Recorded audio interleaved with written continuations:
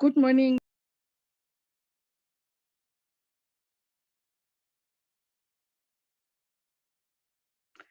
I hope I'm not going to be messed up. I'm using a new gadget, but I hope everything is going to be fine.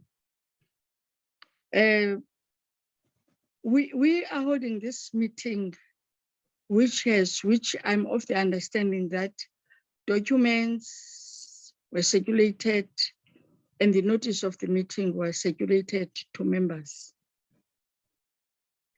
What then we will do, okay, first I think I need to tender this apology. Mr. Sakaza is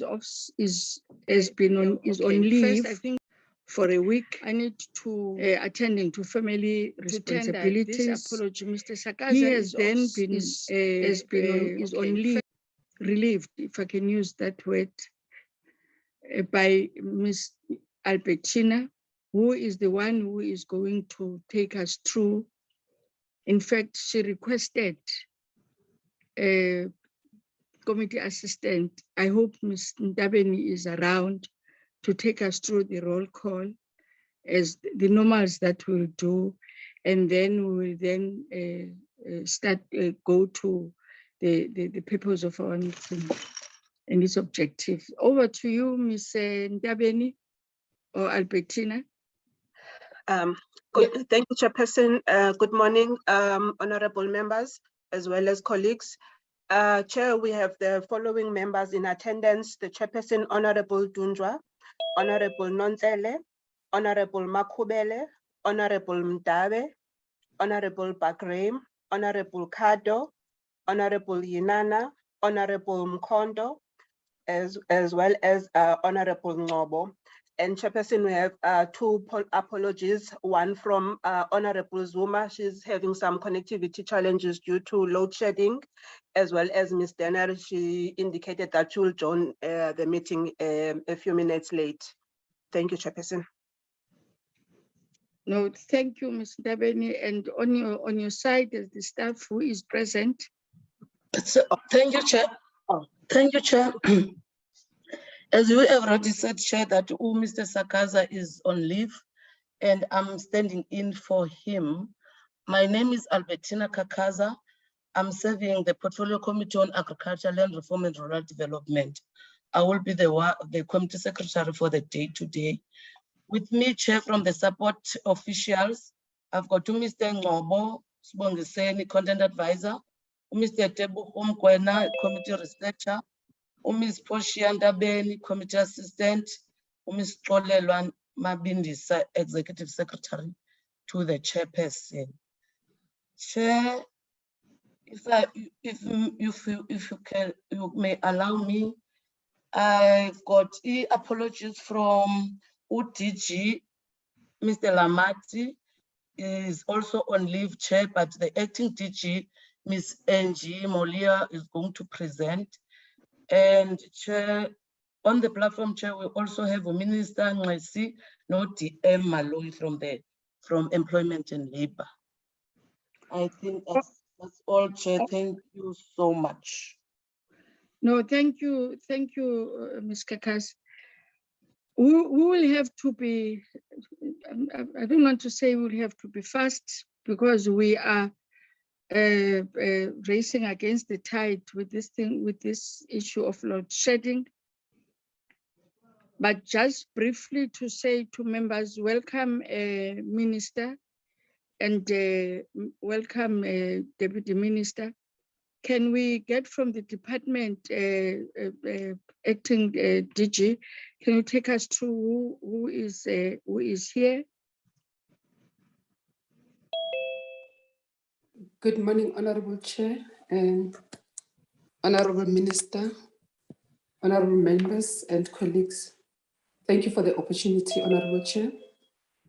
In the meeting is the Compensation Fund Commissioner, Mr. Vuyo Mafata, the UI Commissioner, Mr. Teboho Maruping, Johnny Mudiba is also in the meeting from the Compensation Fund, Fezega Puzi from the Unemployment Insurance Fund. I've also seen the Chief of Staff, Mr. Kangara Mudumela, is in the meeting, as well as Mr. Sabelo Mali from the Office of the Minister. And Chair, the commissioners are going to be taking us through the presentations. Thank you, ma'am. No, thank you very much, Acting DG. We today we are to receive our members to understand. Today we have got. You will see that you received 2 reports from UIF. The other one, it was for them to respond to what then has been presented on areas that have been presented by the AG, which the Office of the Chair thought it's important that those are attended to separate from the quarterly report.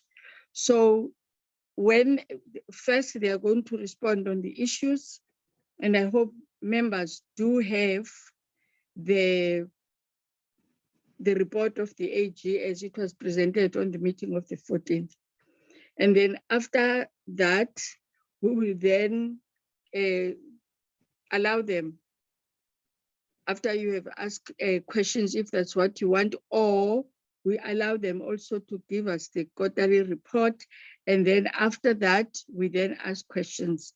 But before they make that presentation, before they make their presentation, I will then allow the minister to give us an overview on these presentations that are going to be made, both UIF and Compensation Fund. Over to you, Minister Nasi. Thank you. Thank you, Chairperson, Honorable Chairperson, and the members of the Portfolio Committee, the Deputy Minister, the Acting DG and Senior Management of the Department, the Commissioners of the UIF and the Compensation Fund, together with their teams, and ladies and gentlemen. First, Chairperson, I must just apologize that I will have to leave at about 10:30. And as Acting Minister of Public Service and Administration, I'm part of the MINCOM board, which is starting more or less at that particular time. And it's gonna be my first meeting, so I have to be there. Well, our thanks to the committee for this opportunity. The relevant officials will provide, as you said, detailed submissions. And we are here, the executive authority, we are present for purposes of questioning by the committee and political accountability. In relation to the UIF, despite positive evidence of the planned responses to the past audit findings, such as the follow the money strategy to verify COVID-19 TERS payments, and retrievals of overpayments, and also the clean audit project, clearly the entity is still grappling with some of the legacy challenges leading, amongst others, to the backlogs in addressing irregular expenditures. I would also, on a more positive note, draw the attention to the important work of the LAP, which is Labor Activation Program projects in terms of employment creation and preservation and training. In relation to the compensation fine, again, there are positive indications of a planned response to audit findings, as well as longer-term attempts to address the deep-rooted systemic challenges, but implementation is taking long, and it's gonna take long to turn around that, given what I call deep-rooted systemic challenges. As the AG has flagged in relation to both funds, amongst others, there are delays with the implementation and a need to finalize the implementation of processes, investigations, and in the case of the UIF COVID-19 TERS, the recoveries. And adequate daily and monthly monitoring, reporting, and controls are not enforced and have been embedded in the culture of these entities. And the agency in addressing these deficiencies seems to be lacking. I met with the AG team this week, and we're working towards jointly with the AG meeting the whole management of the two funds. We now have major red flags for both the funds in that this late in the year, the annual financial statement have still not been submitted. Clearly, a priority for the funds must now be to complete and submit these reports, but in turn, this has to be supported by the developments of the daily and monthly monitoring and reporting, and the AG alludes to. So we welcome the critical and the robust oversight of the department and the funds by the portfolio committee in this respect. Then thank you very much, Chairperson. I will be there to respond to the issues. Thank you.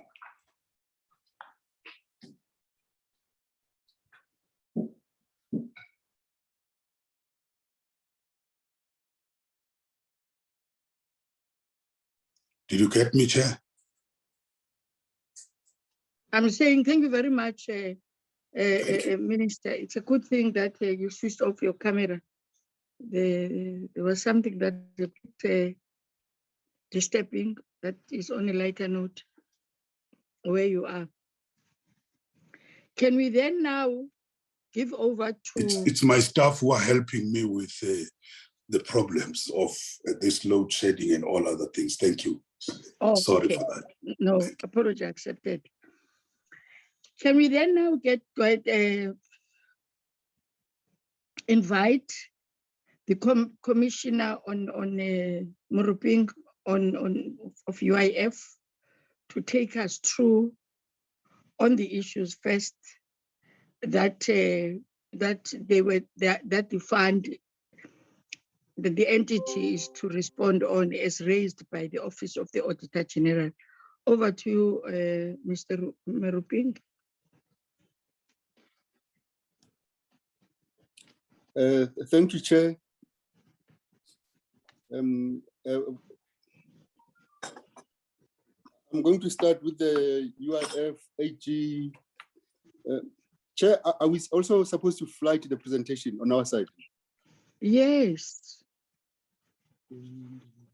And just to see your face, we know that there's load shedding. You will then, just to see you. Mr. Mafata, can you fly it on our behalf, please? This is me, Chair. Okay. I'm in the office wearing my shirt and tie. Thank you, Chair. Honorable Chair and honorable members, thank you, Minister and Deputy Minister, and also the Acting Director General. Chair, I'm going to zero in on particular slides, and if maybe certain areas are not clear, I'll also respond when questions are raised. If you just go to slide number 5, Mr. Mafata, what I'm reflecting here on this slide, Chair, is the areas that I'll be focusing on is the AG audit outcomes, and also walk members through the comprehensive audit action plan in terms of investments, irregular expenditure, COVID-19 tests, financial discipline, and follow the money. And these were the areas that were raised in different structures. We attended SCOA, they raised the same issues. We attended SCOPA, they raised some of the issues, and even the portfolio committee raised the same issues. So I'm going to walk the members through the same issues. If you can go to slide number 6, Mr. Mafata. We'll start with the audit outcomes. Chairperson, what I want to lift here, Chair, is to give the members a feel of the audit outcomes for the past 5 years. In 2016-2017 financial year, Chairperson, UIF received a disclaimer audit opinion. In that audit opinion, the emphasis was our investment treatment. It was investment revenue, and fair value adjustment. All the areas highlighted in green refers to investments. Then it was the issue around our cash flow. But it took us 12 months, Chair, to turn things around. That in 2017-18, we were able to turn things around as an institution and received an unqualified audit opinion. Please don't change it, Mr. Mafati. Just stay on number 6 years. We're able to change and receive an unqualified audit opinion in 12 months. What I want to lift up, Chair, is the main reason that helped us to change from a disclaimer to an unqualified audit opinion in a short space of time is because PIC came to party. In their coming to party to help URF achieve an unqualified audit opinion, they were able to extract audited financial statements from investee companies. And because we were able to achieve this, we were able then as an institution to account for them in our financials appropriately and give them the accounting treatment that was required, and the audit opinion changed. But the subsequent years, as you can see, Chair, that you have repeat findings across all the areas in green are the issue that has been raised by both yourselves, Chair, in this committee, SCOPA and SCOA, is why are we having these repeat audit findings? And you can see, Chair, these repeat audit findings, all of them speaks to investments. The subsequent years, PIC has not been able to give us audited financial statement. At best, they've been able to give us management accounts. And with management accounts, you are able to account in your financials, but once the audited financial statement comes through, then there's a change in the value that you had captured in your financials. And hence you'd find that as an institution will have material misstatements that are resulting to using management accounts to account and then later on receiving audited financial statements would reflect different amounts. And then the subsequent year in 2019, 2020 and 2020, 2021, you would see, Chair, the colors in brown, which is our COVID test payments. We paid in total 60 billion I'm going rands. to do it now. Sorry. Okay, Chair. We paid 60 billion rands in COVID test payments. And an expectation from AG is that we should be able to account for every cent and indicate in our accounting that we have been able to track every cent to the beneficiary. And at the time when we were accounting for 2019-20, at that time we had started phase 1 of Follow the Money project, and we had at that time only being able to confirm about 17 billion rands. And when they audited again in 2020, 2021, the project was not complete. And you'd see that COVID test payments are becoming the main issue that are reflected by AG, that we still need to account for those. So those are the main issues that have risen. And I think this is over and above our investment portfolio, Chair. Then if you can move to slide number 7, I think what I'm highlighting then, Chair, in slide number 7 is what we've done since we've received our final audit opinion at the end of March 2022. To date, Chair, we've identified the clean audit main pillars, as I've highlighted in the previous slide. We've developed an audit action plan. We've had the audit action plan reviewed by a service provider that as a result of picking up that there were certain gaps that we have brought in a service provider, FTMG, Chair, on board. They've given us 14 chartered accountants and about 6 junior accountants. These are able to help us to come with the appropriate accounting treatment. They help us also with the interpretation of the GRAP standards and also the relevant accounting treatment to apply in different line items across all our line items. They were able to review our action plan. We had EXCO sign off. We also took the audit action plan, gave it to internal audit to test it and see if it addresses the audit findings and also goes to the root cause of every audit finding. The DG signed off our action plan. It was also signed off by the audit committee. We've established a clean audit committee as well that on monthly basis review the status of our implementation. I think also with the bringing of the audit, the service provider on board, they've given us a technology called Ict. In the iTrack, we are able to capture online all the audit findings. We put in all the evidence inside the iTrack, and we are able to track the progress online of the performance of our audit plans. As you can see, we had a target for Q1 that by Q1 we need to have implemented 50%. As at 30 September, we're sitting at 60%. So we are making progress for the audit action plan. Chair, in slide number 8, slide number 9 are the areas that I've covered in the first slide. Chair, when I was emphasizing the qualification paragraphs that were raised by the Auditor-General. Chair, I'd like to go to slide number 11, Mr. Mafata.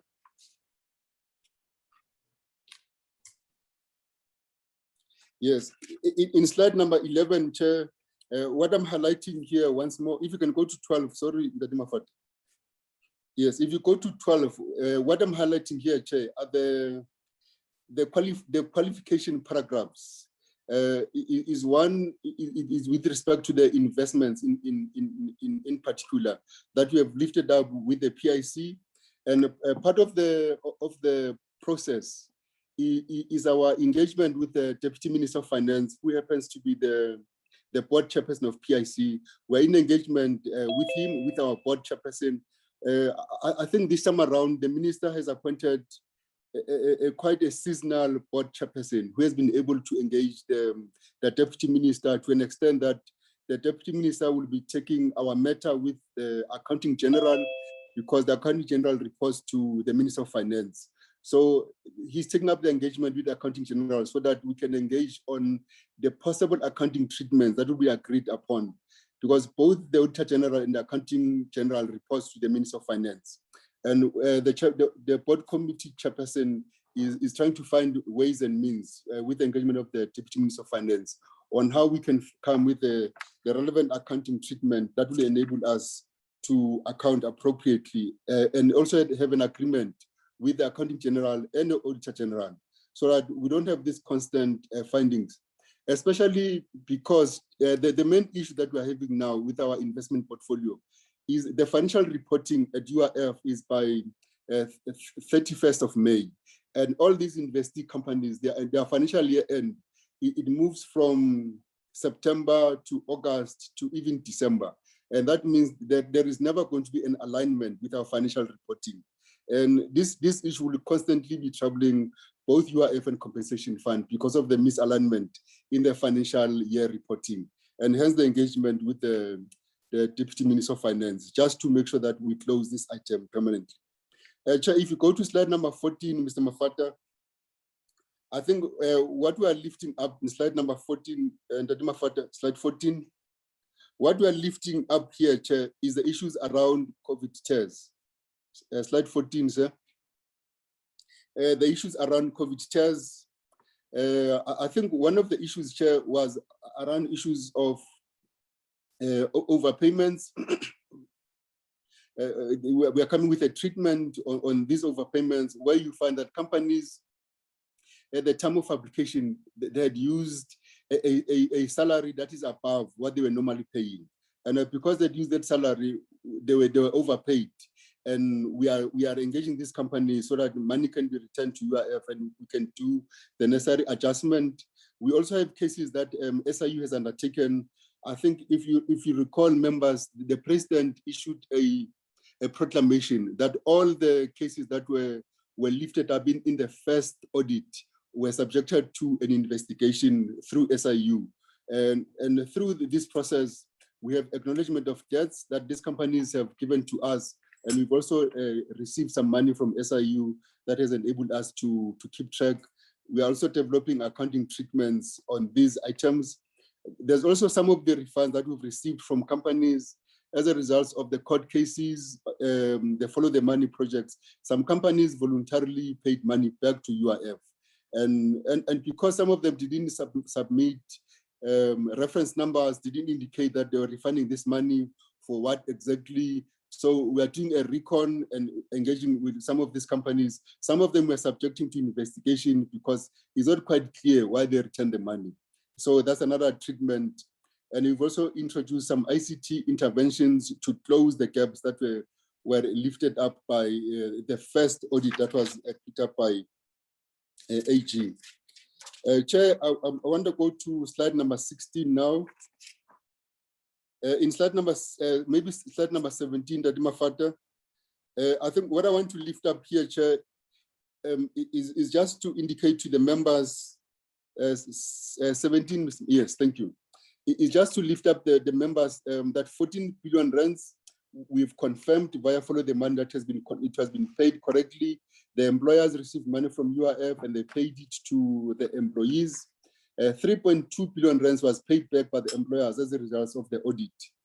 And this is the area that we've received, but we need to have an accounting treatment that unpacked what the 3.2 billion rands is for exactly. And then also with respect to phase 2, we are finalizing the agreements. We've already identified 6 audit firms that will be appointed. The final agreement is now with the Acting Director General for sign off. And the anticipated plan is that by the 1st of October, we want to start the project, but we have a workshop first with these companies so that we can emphasize to them the agency of them auditing quickly, but still doing the proper job in terms of making sure that all things are done correctly. And Adma Fati, if you can go to slide 19, or maybe let's just go straight to slide 20, Chair, so that I start to move quickly. I think you mentioned the issue of load shedding. Slide 20, Adma Fata. Slide 20, sir. Chair, in slide 20, Mr. Mafata. In slide 20, Chair, what I'm highlighting here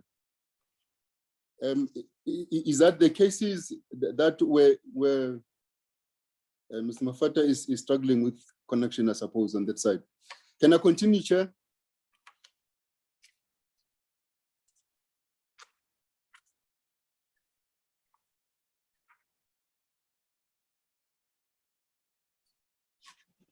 Sorry for that. What were you asking? You say may you continue? Oh yes, no, Mr. Mafata was struggling with connection, so I thought maybe I could continue, but he's back on track now. Chair, on slide 20, yes. Oh, thank you, Chair. On slide 20, what I'm reflecting is that the cases that have been handed over to SIU, the total amount that was linked to these cases is 42 million rands. In the 42 million rands, companies have acknowledged that 33 million rands has been paid back to SIU. The difference is still undergoing investigation. We are still engaging with SIU to pay the 33 million rands to UIF so that we can also give it the necessary accounting treatment in our financials. If you could, yeah, I think Mr. Mafata is struggling with connection on his side, Chair. Chair, can I continue speaking so that we preserve time? Yes, you may, because my understanding is that we do have the documents. Members will then, I'll request members to look into their documents. You may continue. Thank you, Chair. On slide 21, what we are lifting up here, Chair, is that there's also cases that has been handed over to the Fusion Center. These cases that have been linked to the Fusion Center, the total amount is 230 million rands that the Fusion Center is investigating. And with the Fusion Center, I must just indicate, Chair, that we have the Hawks, we have the NPA, we have the Hawks, the NPA, SIU, and 133 million rands. 133 million rands has been attached by SIU. Either they've frozen the accounts of these companies, and 123 million rands has been paid back to UIF to date. The other funds that the asset forfeiture units has attached is linked to either they've attached the vehicles, the properties belonging to these entities. We have not yet quantified these amounts, Chairs, yet. It's still the work that we're doing with the asset forfeiture units. And to date, Chair, we have 5 cases this year that were sitting in court. I'm still on slide 21. 5 cases that we received convictions from this year. We also had 5 cases from prior years that were convicted and two cases acquitted. Chair, in slide 22, to slide 22, 23, 24. These are individual cases, Chair, that I'm lifting up here for members to have sight of. I think the one of the breakthrough cases, when one of the people was convicted for 130 years in prison, but they'll serve 20 years, effective years in prison. I think for us as an institution, and as a department, that sentencing is setting a tone for everyone who has defrauded us through COVID. That this is what the arm of the law, the extent that the arm of the law will go. And I think on this point, Chair, I just want to indicate that the work that we've done with NPA, asset forfeiture units, the Hawks, state security, and FIC, Financial Intelligence Center, Chair, has been quite good. This collaboration between the government entities has actually showed us that we can do much more if we collaborate as government entities. Slide 25, Chair, to 26. These are the cases that are still before court that has not yet been concluded. I think as we progress with these cases in court, we'll advise the committees on the progress we are making on those cases. And then, Chair, I'm going to go straight now to one of the areas that was raised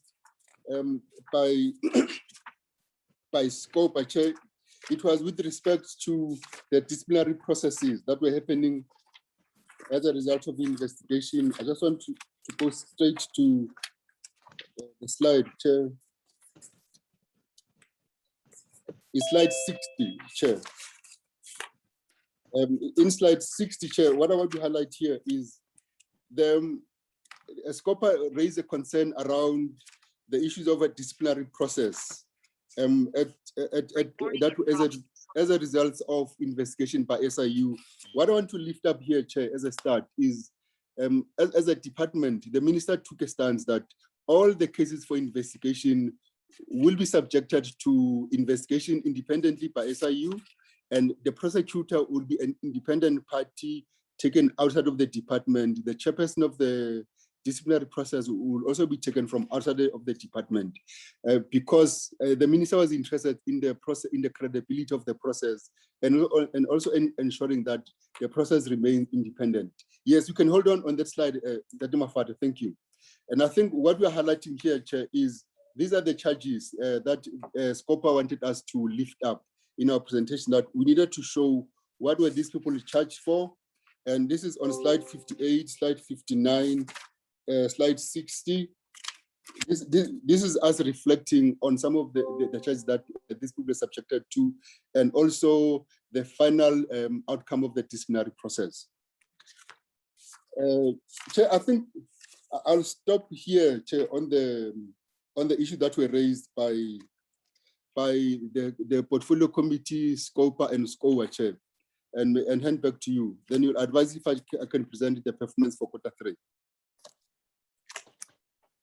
Thank you very much, Commissioner Mafata.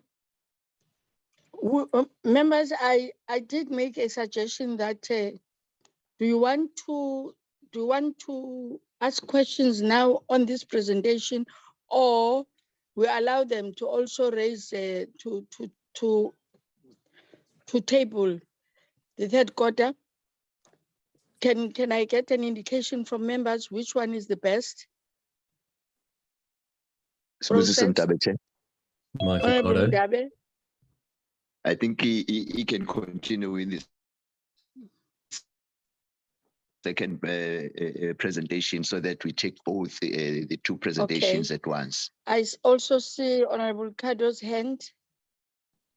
Chair, I would like to suggest that we separate the questions out. In other words, take questions now. Okay, Honorable Mkondo. I second Honorable Mdabe that we continue with the next presentation, and then we will do questions on both presentations, Chair. Thank you. Okay, I see another hand that has just popped up.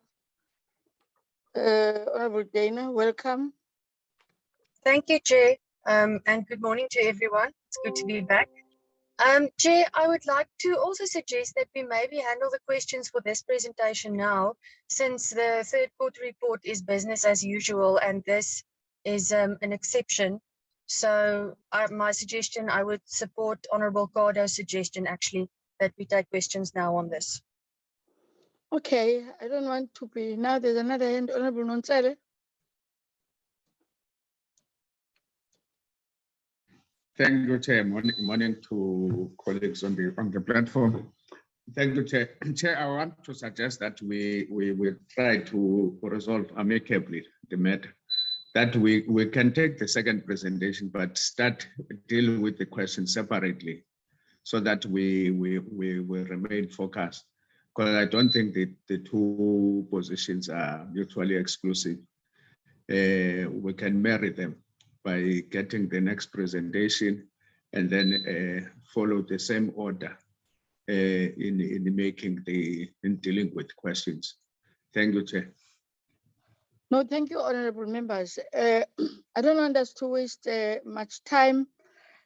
Remember that we all have a challenge of load shedding. Why don't we allow them to make a presentation?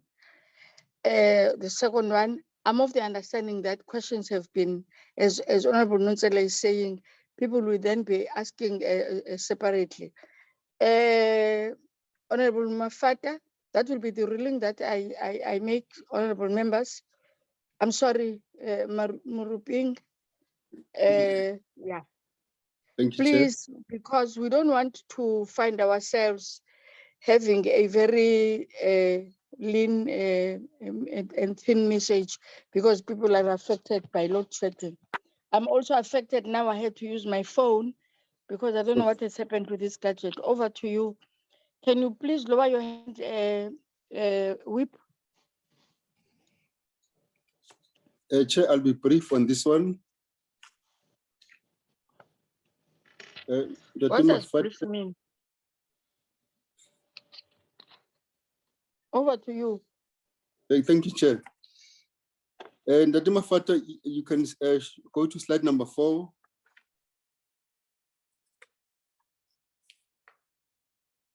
Chair, I thought, let me just bring this item to the attention of members that there are 6 areas, Chair, that keeps me and the members of EXCO awake at night. Is the negative reports on our investment portfolio with different issues that have been raised around governance, how money is managed in this portfolio.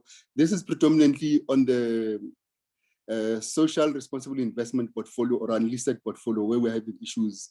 The delays in implementation of follow the money, this was caused in the main by the company that took us to court because they were not appointed. And that's the matter that we could not ignore, but we took care of. And I think we are moving with speed now.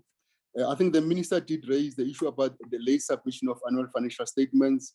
We are equally concerned, and we are putting steps in place to make sure that we move back into time of submitting our financials on time. Liquidity of the URF remains a concern and a focus for us, especially after we paid 64 billion rands towards COVID, and we believe we need to start building the muscle of the institution. Poor customer experience remains a concern.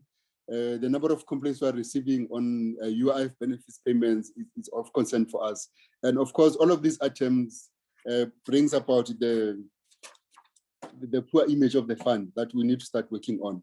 And as a result, Chair, on slide number 5, there's 12 priorities areas that, slide 5, there's 12 priority areas that we are focusing on as an institution to make sure that we bring back and we attend to the six areas that keeps us awake at night. Chair, I'll go to slide number 11. On slide number 11, slide 12, 13, 14, and 15, Chair. What I'm lifting up in these slides, Chair, I'm just saying to the portfolio committee that our Q3 performance was subjected to risk management. We needed them to test our performance and to check if are we at risk of missing targets. I think the areas in red was just risk management saying these are the areas where you could miss these targets and you need to start picking up as an institution and refocusing so to make sure that you don't lose sight of those targets. And then Chair, on slide 16, 17, 18, 19, 20, 21, and 22. Chair, what I'm highlighting here, if you can just stay on this slide, and what I'm highlighting on this slide, Chair. Yeah, you can go to 18, thank you. Chair, what I'm highlighting on this slide, Chair, is we've also subjected our Q3 performance to internal audit, because part of our performance is to make sure that when we say we've achieved a target, internal audit can test our evidence and confirm that our evidence is consistent with the technical indicator descriptor, and therefore that target is achieved. Because we don't want to come to the end of the year and we find ourselves believing that we've achieved a target, and yet the evidence does not support achieving of the target. Chair, I'll then move to slide 25. And slide 25. On slide 25, Chair, what I'm reflecting here is our quarterly performance. In Q1, we're sitting at 44%. We improved by 4% to 48%. We kept the target stable at 48%, even though we are not quite pleased with that performance, but we kept it stable at 48%. I think we're still suffering from the issues of COVID. But if you go to slide 27, just to zero in on the particular areas, slide 27, that Mafata. On slide 27, Chair, what we are lifting up here is the first target. We had intended to reduce fruitless and wasteful expenditure, but because we could not go live with our SEP, IT solution, and therefore the licenses that we have procured came out as fruitless and wasteful, but that's an area that we are managing as a department. With respect to our invoices paid on time, there were 2 invoices that we missed out of the 546 invoices. That was due to outstanding information between each of the legs of the invoice payments. And then if you go to slide 29, I think, Chair, here, the reason why we missed these targets on investigations, in the main, it was due to the increase of the cases that were received due to COVID tests. There were more cases that were receiving through COVID tests, and they're complex in nature, and it took a bit long. And also the stakeholders that were involved in managing these cases, where we had the NPA, asset forfeiture units, the Hawks. So these are not normally our normal cases, and required more detailed investigation, and hence they took a bit long. Chair, I'm going to ask the CFO to speak to the finances on slide 36, and then we can conclude the presentation. CFO, if you can speak to the finances on slide 36 quickly. Okay. Good morning, honorable members, Chairperson. Without wasting of time, I would then take you through the financial performance of the fund for the quarter. So if we look at the first bullet points there, per program, you'll note that for our program 1, being the admin program, where all the admin expenses are catered for, we had budgeted 2.4 billion. We spent 772 million, and we had a variance of 1.6 billion. So our underspending, or rather our spend in that regard, was 31%, resulting in a 69% underspending. The main reason for that, members, is that 1, we implemented cost containment measures. What is also included there is the compensation of employees. We had some vacancies that the fund is currently filling. What also created the big variance in admin expenses, we had budgeted for the follow the money consultants, and given that there was a delay in appointing those consultants, the money remained unspent in that regard. If I were then to move to program 2, program 2, members, is relates to the benefit payments. So we had budgeted for our normal benefits, as well as the COVID TERS benefits, as well as the workers affected by the unrest, and lastly, the reassessment of claims. So as you see, the 33 billion is made up of all those components of expenditure. So if you see, when we look at the spending there, we only spent 59% of that budget, resulting in a variance of 13.6 billion. The main reason for that, members, is that with the COVID tariffs, in as much as the actuaries had projected that would be spending more, but based on experience, we ended up spending less on COVID tariffs.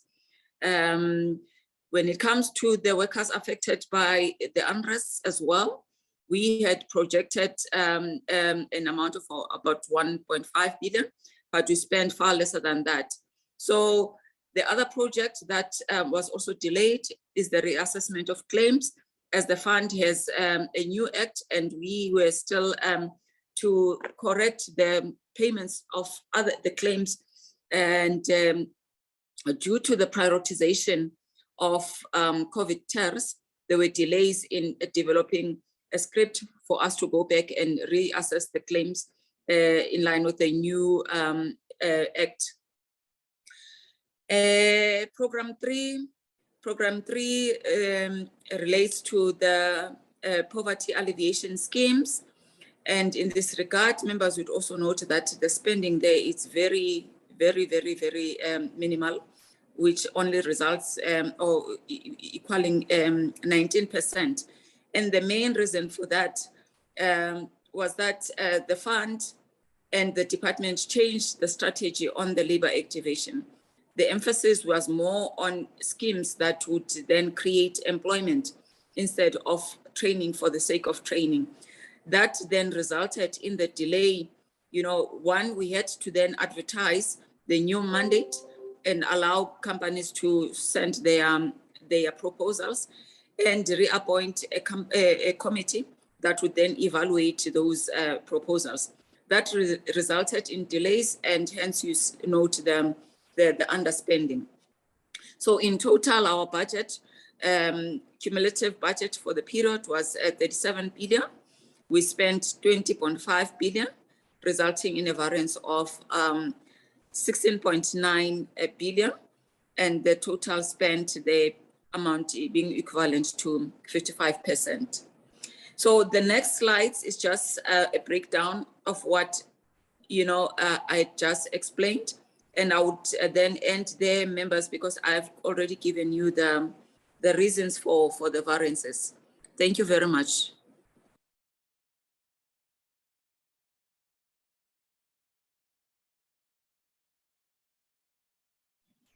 Thank you, Commissioner. Sorry, Chair, I wanted to touch on two slides before I step off, if I may. Slide 41 and 44. Nadima Fatih, if you can just lift up slide 41.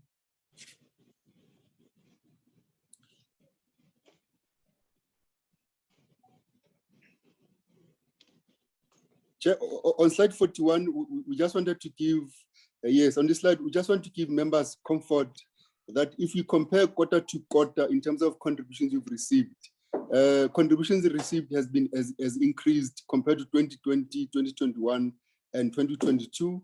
We've seen an increase of about 1.5 billion rands quarter to quarter contributions. So just to give comfort to the portfolio committee that UIF remains solid in its financial position as our contributions are increasing. And then, Chair, on slide 44, there's an issue raised previously, Chair, that UIF needs to review its technology and infrastructure. Slide 44. I just want to give members comfort that in terms of our SEP journey, Chair, we are on track with our target to deploy a new technology by end of March next year, 2023. As you can see, our highest performing deployment is 85%, and some of them are ready for demo. Majority of them are ready for demo. Some of them are in testing. So in terms of our technology, Chair, we are good to go by next year to deploy a new technology for UIF. I just wanted to cover those two slides, Chair. Thank you very much. Thank you very much, Commissioner. Members, now you can ask questions.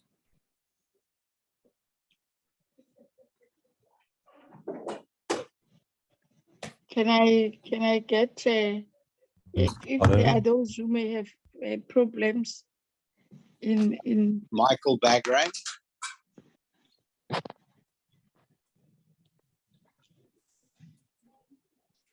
Denair, please, Chair.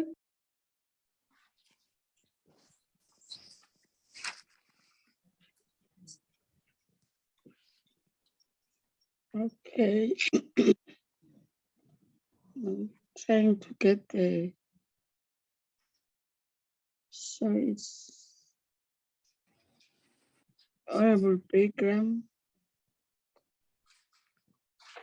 I had my hand up a long time ago, Chair.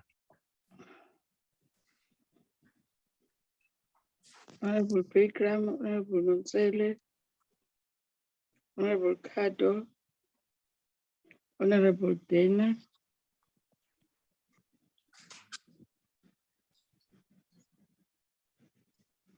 For now, those are the hands. My hand is up, Chair. Oh, sorry. Hey, can I get your attention up in the Jalisa? Making it difficult for me. Honorable Mukondo.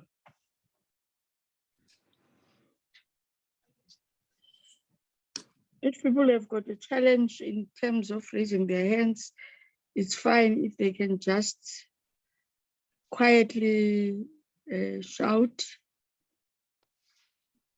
All right, Honorable Bagram. Thank you, Chair. I appreciate it. And thank you for the reports from the UIF. I really appreciate that. I'm going to be short and sweet, but the UIF queries and claims and complaints are coming in thick and fast again. We're almost at the same level as what we had at during the TERS. I know I've been sending in half a dozen a day from people querying who've waited for months. Maybe we can get some feedback on what's happening. I know that the commissioner gets back very quickly, but somehow these things are coming in the droves. In particular, I just want to say that people that are taking maternity are waiting long months after their maternity to get paid. And I know there seems to be some problem with paying out maternity payments, and it's created a lot of hassles out there in the workplace, and maybe the commissioner can comment on that. And then finally, about the new system that we're putting into place, we need to know the cost of that new system. And what I'd like to do is get some feedback from the commissioner over the past 5 years. How much have we spent on computer systems? So we can have a look. I mean, I think this is going into billions now, and maybe the commissioner comment on that. Thank you.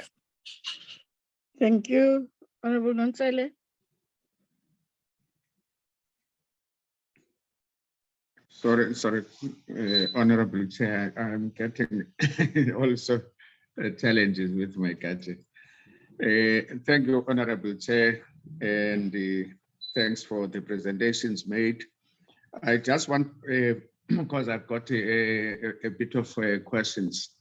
I wanted to check if Honorable or Commissioner of UIF can go to slide 72, so that I use the slide for reference as a reference point.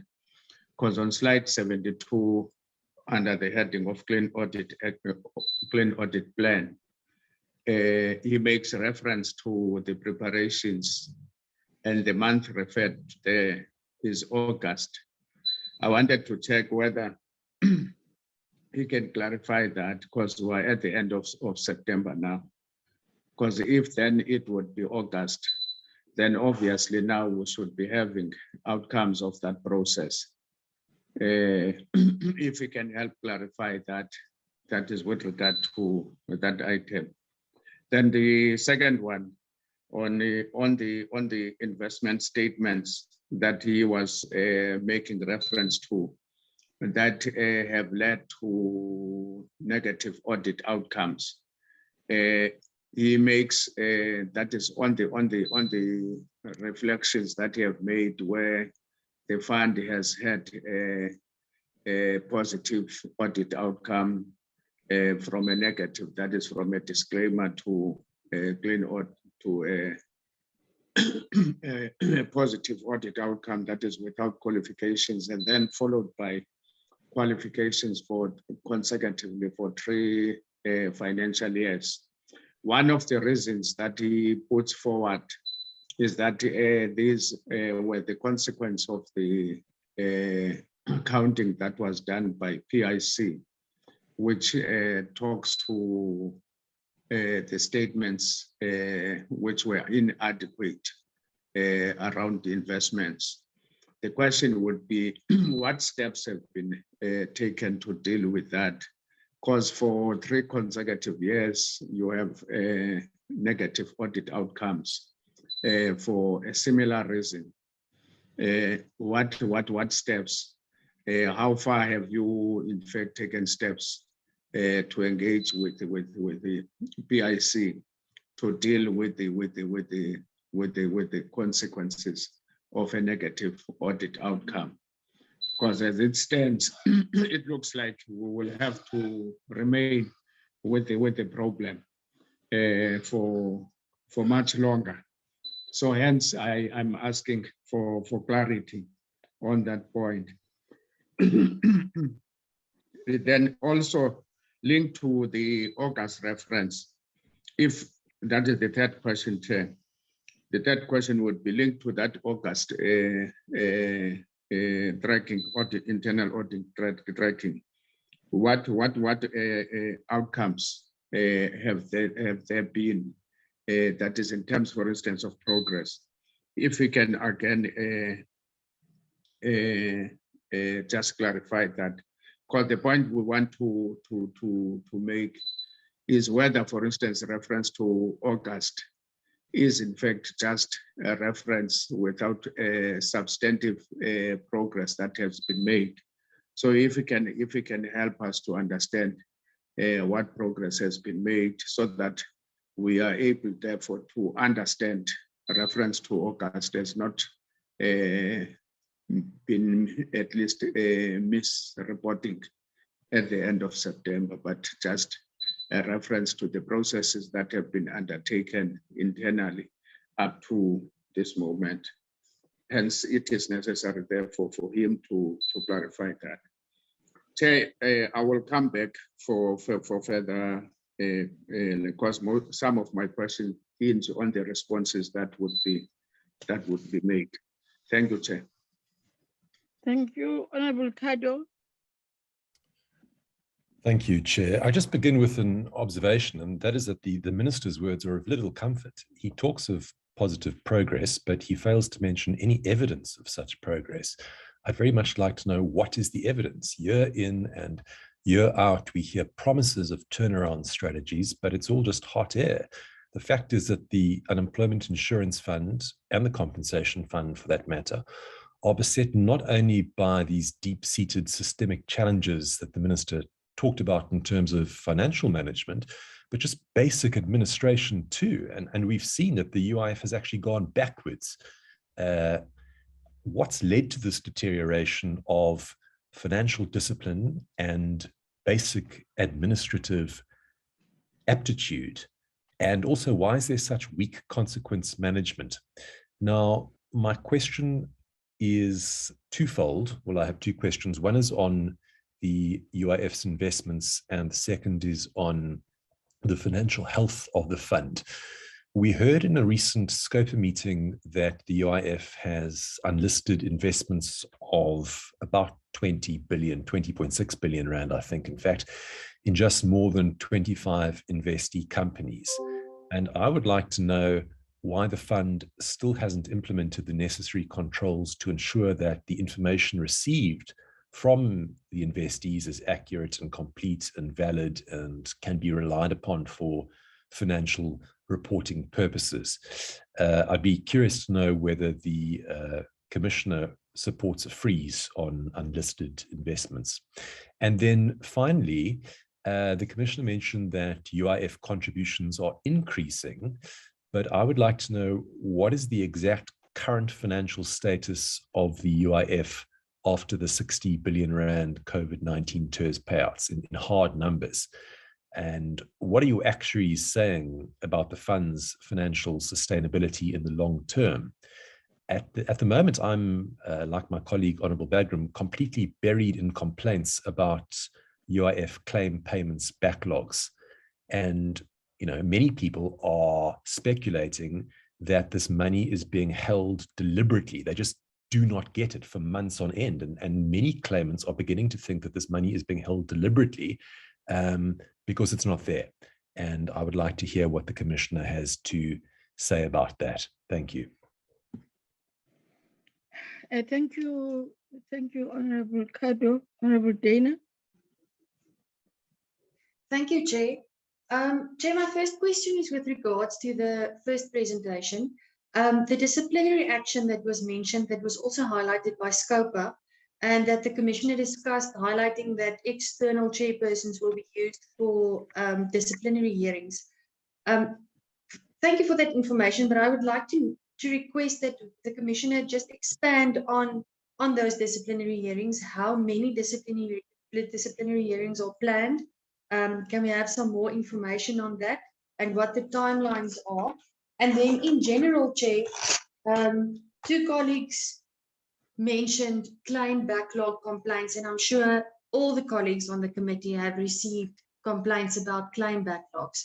Now, the first, my first question there is with regards to maternity claims. In April, I asked a written question to the Minister with regards to maternity claims. And my question was how many outstanding maternity claims there are. The answer was that there are none. No outstanding maternity claims where the documentation is completed and correct.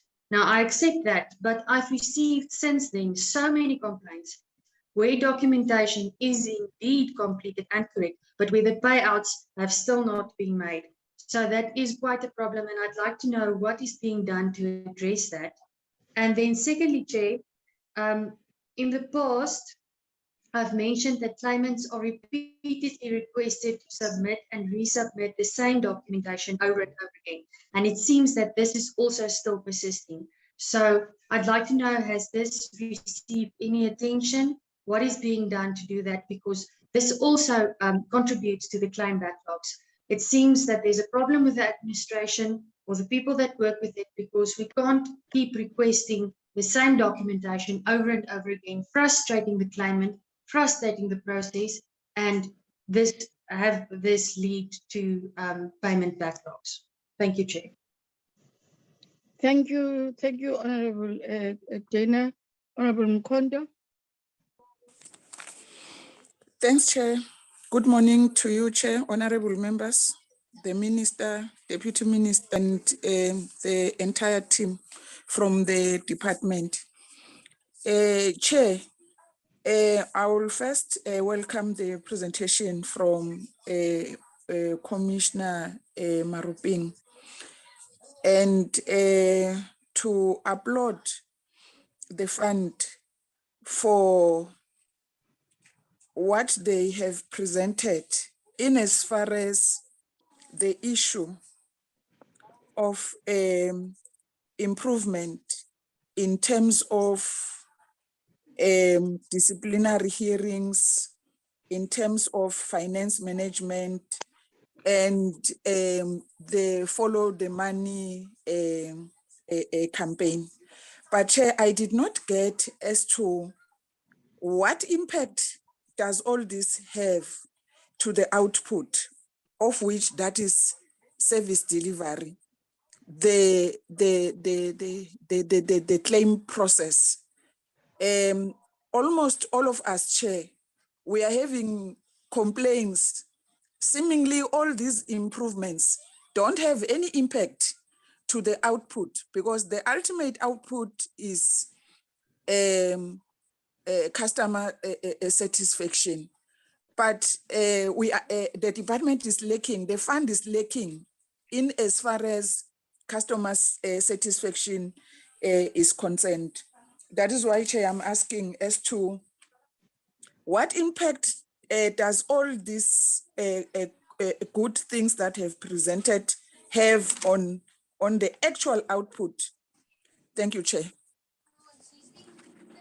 Thank you, honorable members. Commissioner Moruping, if you are Chair, able to respond, or if the Chair. minister is still around. Yes, I'm still around. Can I just All right, start? can you start? All right. I want to answer just 2 questions, or make a comment on 2 questions. When Honorable Bertram is saying,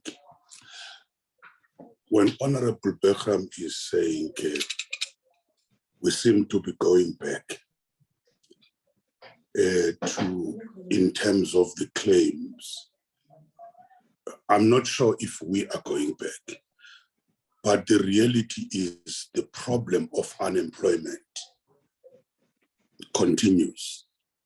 And there's going to be more workers who are claiming from the UIF. That's the reality. So the trend, it's not just going to go down as more companies are facing problems. That's the reason for that. But it would not reach the level of during the COVID-19 period. And as also Honorable Bertram must just tell us where these things is sending. That's important, so that we're able to get that information, which he says is sending daily. It's important. That's the first one. The second one, Honorable Kado talks to say the minister is just talking hot. What evidence do we have? If what has been presented by Commissioner, is not evidence, I don't know what it is. Even the AG has acknowledged some positive areas. However, there are also some negative areas where we need to focus on and intensify our program. If what we presented, as he says, is hot air, I think it's just meant for his politics of opposition. It is also hot air of what he's saying, because there's evidence which has been presented by the commissioner on the improvements which we're having. It's just politicking. Thank you, Chair. The commissioners will respond.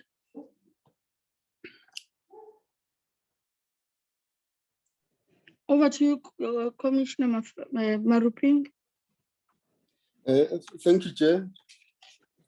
I think let me start with Honorable Kado's questions. Yes, Chair, I think Honorable Kado is raising issues around unlisted portfolio. That what are we doing in terms of ensuring that we receive accurate, complete, and verifiable financials? Chair, some of the interventions we put in place is the CEO to CEO engagement, where I'm engaging the CEO, IC to IC. We've also reviewed the investment SLA with the PIC.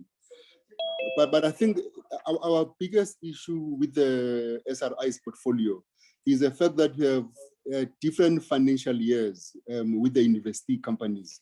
And hence we are engaging now the Deputy Minister of Finance, because the Auditor-General and Accounting General reports to the Minister of Finance, and we're trying to find a way on an accounting treatment. We've also developed a technical opinion on how these investees can be treated, but this needs to be tested with the Accounting General, and hence we are engaging the Deputy Minister of Finance to ensure that there is alignment in terms of understanding on how these financials can be treated.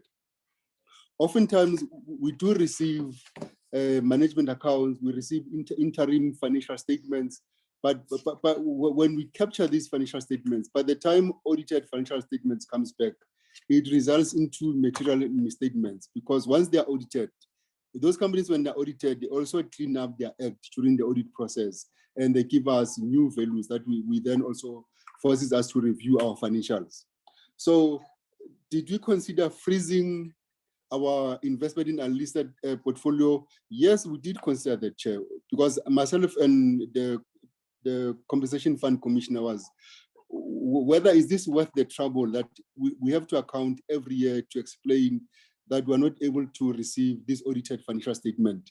But I think what becomes a problem for us is, with an unlisted portfolio, we are trying to create jobs, because the emphasis with the unlisted portfolio is not so much return on investment. We try as far as possible to break even in those portfolios and make money, but the emphasis is to create jobs. When we retract from investing in an unlisted portfolio, we are also withdrawing from creating employment.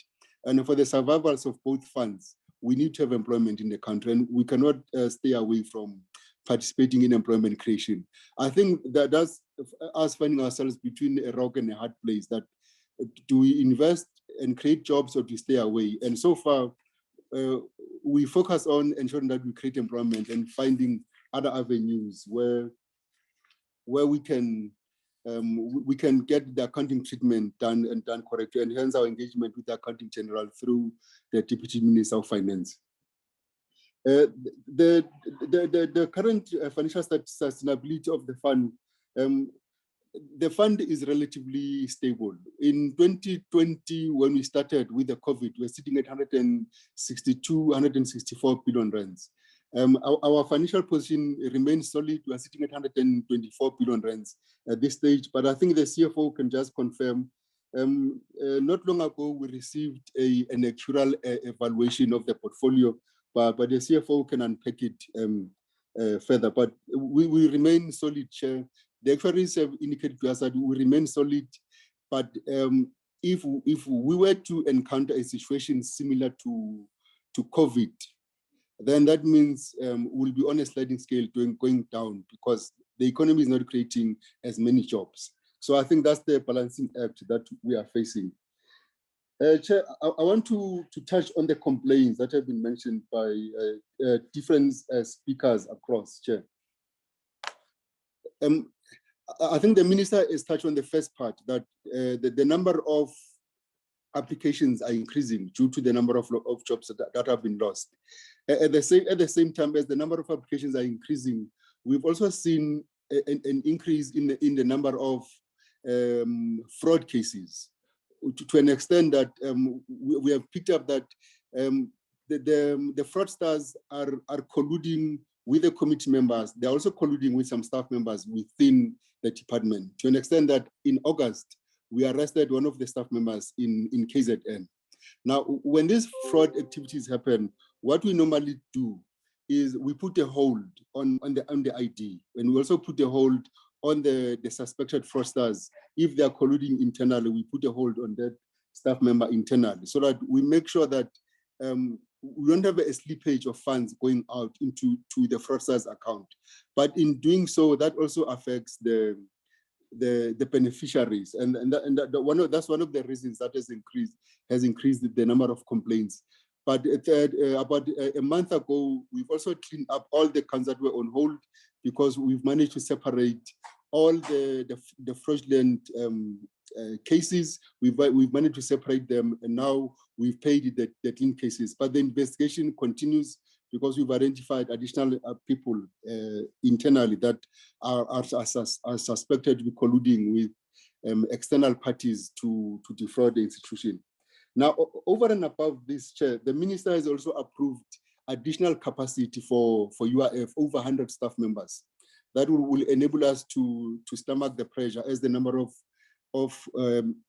claims are coming through. We have over 104 staff members that will be deployed across the country.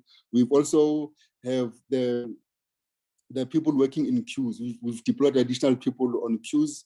We've also done an integrating of our systems, VO and CI, to ensure that the claims are processed quicker. So we anticipate that in the next 3 weeks, we are going to start to see a drop in the number of complaints that we are receiving. By end of October, we also intend to introduce a UI app and a UI USSD. Both these technology are going to enable people to update online, to update on their app or on their USSD.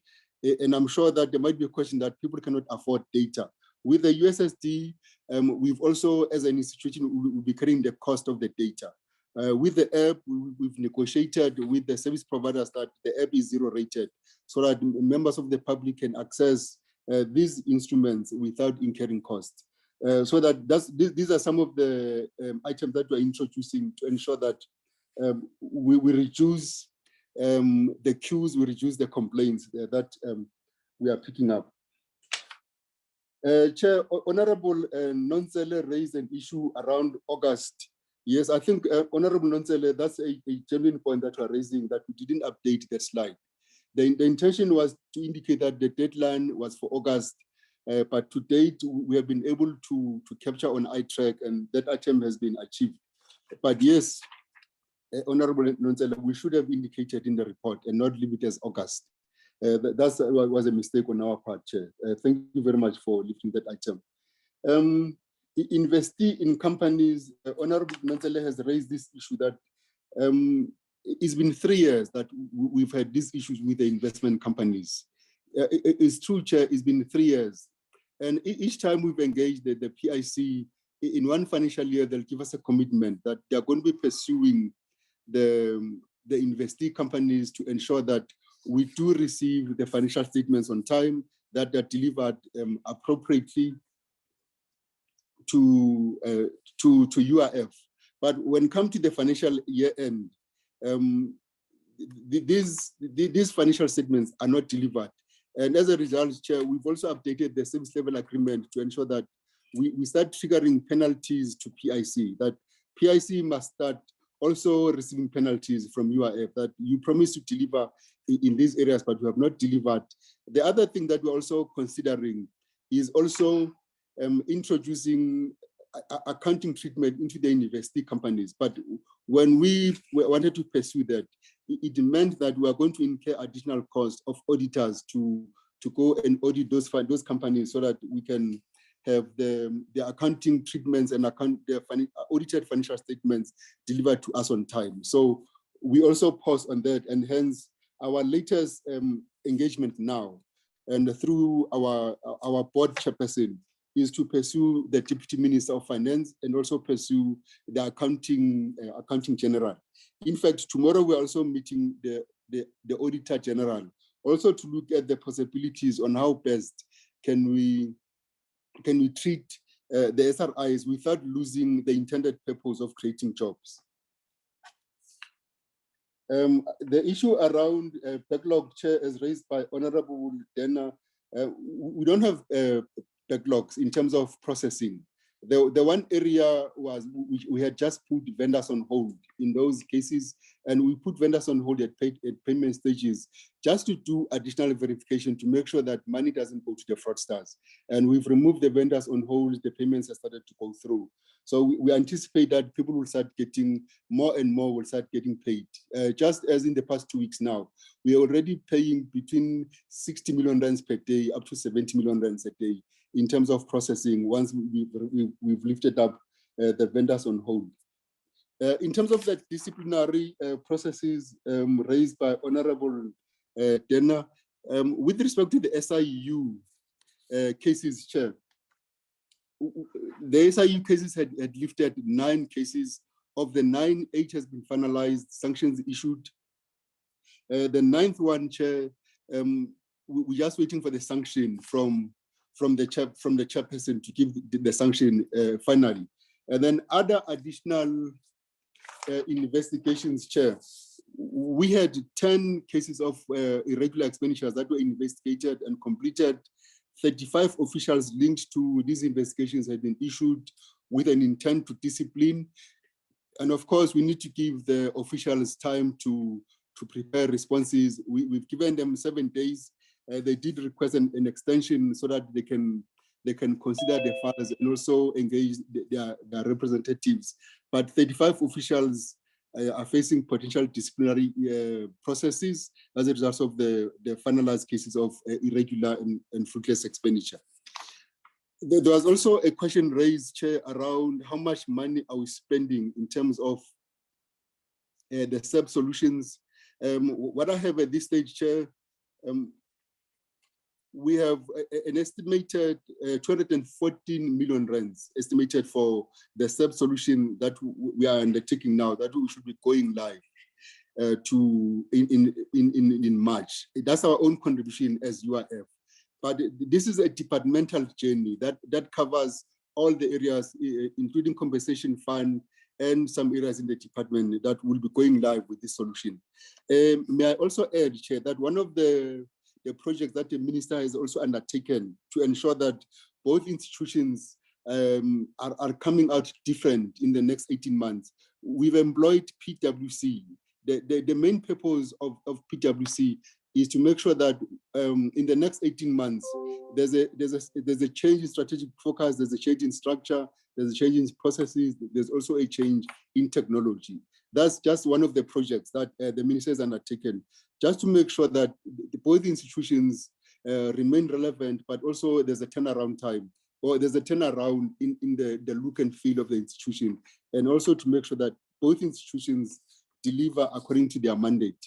The other project that the minister has undertaken is to find ways and means that, because of our reliance on CETA, both compensation fund and UIF are Schedule 3A institutions, and the ICT environment in CETA is not reliable, and quite often has rendered us unreliable as both institutions. And one of the project that the minister is undertaking through the cabinet structures is to see how UIF can be removed from relying on CETA, so that we can introduce our own technology, our own ICT infrastructure, and we can move and start running as institutions. Chair, I hope I didn't miss a question. Thank you, Chair.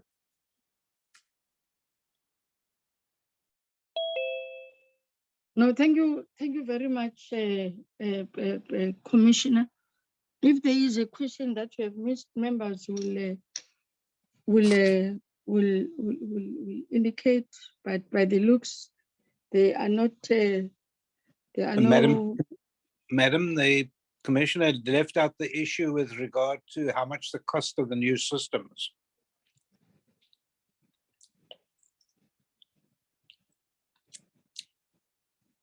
Commissioner? Thank you, Chair. The estimated cost for UIF is 214 million rands. Thank you, Chair. Thank you. Thank you, Chair. Having received those responses from our questions, can we then go to the next presentation? Somebody's hand is up. Let's just put that. Yes, Chair, it's with regard to the last presentation, which I welcome the responses made by Commissioner. And I wanted to check whether it will be sufficient just to ensure that the updated slide is also circulated, so that we do not remain with the outdated one. Thank you, Chair. Oh, okay. That is with regard to slide 72. Thanks. Okay, I hope you got that, Commissioner, ne? Yes, sir, I got it. Thank you. Thank you. Can we then now, thank you very much. Can we then invite the Commissioner Mafata for the compensation fund? Over to you, Commissioner Mafata. Is he still with us? I'm still here, Chair. Yes, over to you. Can we proceed with questions, Chair? Good morning, You can switch up. Can you switch off your video so that your network is not? Okay. At least we have seen you. You Thank you, are Chair. at work. Okay. Thank you, Chair. Chair, similar to the UIF, we'll be doing two presentations. We'll start with the just giving progress on the commitments we've made to the committees previously around the correction of the audit outcomes of the fund, as well as the QPR3 presentation. Chair, I'll start with the progress on some of the commitments that we then made to the various committees of Parliament, the Portfolio Committee on Employment and Labour, the Standing Committee on Public Accounts. So these are the commitments that we've made. I'll just take the committee through that progress. Just briefly going through the commitments that we made. One was the issue around skills. When we appeared before the committees last year, when we presented the Audit Action Plan, one of the things that we said we needed to do was bringing in skills that were lacking in the organization to support the office of the Chief Financial Officer, particularly to deal with a lot of the systemic issues that have contributed to the audit disclaimers in the past that required additional hands to be able to work through them. We also committed to a clean audit action plan as part of that audit action plan that had series of actions and initiatives that are aimed at implementing and embedding controls, as well as dealing with the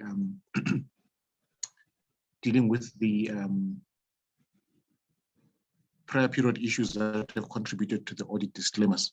And then thirdly, also the commitment, Mr. Maruping spoke to this, the issue that the minister made, that there is a need to look at the whole architecture and the design of the compensation fund and the unemployment insurance fund, so that they can be able to fully function as public entities and able to attract the relevant skills, as well as unlock some of the bottlenecks that from an architecture point of view have contributed some of the challenges that we have, as well as some of the investigations that the minister had also committed to that would need to be undertaken to deal with some of the instances of corruption and fraud that has plagued the organization over the last few years. With the going to the next slide in terms of the progress, the details.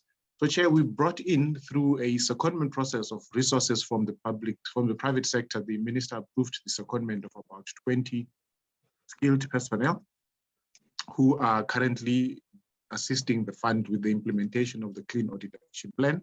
And as I indicated previously, I think the primary focus is on improvements of controls, dealing with the prior period errors, as well as assisting with making sure that we prepare the fund for audit and we prepare the annual financial statements. These are supported by documentation that would be acceptable to audit authorities. This slide basically shows the team that we've brought in, as well as the relevant skills. This is a team that we obtained from a FTMG seconded into the public sector, led by Mr. Fenton Gaston. And the team and the experience, as well as the background that they have, is highlighted on the slide, Chair. But in short, all of them are accounting professionals with extensive experience in auditing as well as financial management. Chair, we also presented the Clean Audit Action Plan that we presented previously to the committee. Now, the main purpose is to address around 3 areas of concern that have been raised by the AG. First one on the revenue. If committee recalls some of the issues that the employer information that comes through when employers submit returns of earnings, and as a result, they would not be able to, because they wanted there to be some form of work that we do to verify the completeness and accuracy of the information that employers do submit to us, amongst other things, as well as making sure that the figures that we've disclosed in the financial statements is supported by verifiable listings and information. On the medical benefits and claims side, I think because of the prior systems that we've used in the past that have lacked adequate controls, there had been a general concern that the AG was not able to place reliance on any of the figures that we have produced on the financial statements because of those weaker controls. We have implemented a new system. While in the new system, we sought to address all the weaknesses that were there in controls, there is also those prior period financials that we've reported where the expectation is that we need to go back and make sure that these figures that we have reported in the past is supported by relevant documentation, and where there has been misstatements that have been identified, those misstatements are corrected. So this is one of the areas. And then on investments, our problems are similar to those that have been reported by the UIF in terms of making sure that our enlisted investments, we're able to get the audited financials on time to be able to incorporate those into our financials as required by the relevant accounting standards, and making sure that we then, even whatever data that we use to do consolidations, that doesn't get, there isn't any material differences between it and when the audit companies do then submit the audited financials. So this is the work that please do it, and the team has also been working on this, and I'll touch on some of the initiatives that we've taken on board to try and address this issue of SRI investment. So the action plan, as I indicated, we then developed an action plan last year. We presented it to the committee around August last year, and where we're highlighting the action plan, which covers revenue benefits, the provisions that we make for outstanding claims, on the balance sheet, payables, investments, as well as also dealing with all the prior period errors that I've spoken to in this previous presentation. So while we're busy dealing with the action plan and implementing and designing the controls, the additional resources that we brought on board are then assisting also to making sure that in specific areas, we deal with all the material prior period errors, and that issues that had been affecting to the misstatements in the financial statements, those are addressed and corrected, so that when we do produce the financial statements for the 2022 and the 2023 financial year, those are then supported by adequate audit files that allow the AG to be able to audit. So if we look at all the initiatives that taken on board here, so the Clean Audit Action Plan, as I indicated, just helps us to develop and embed controls.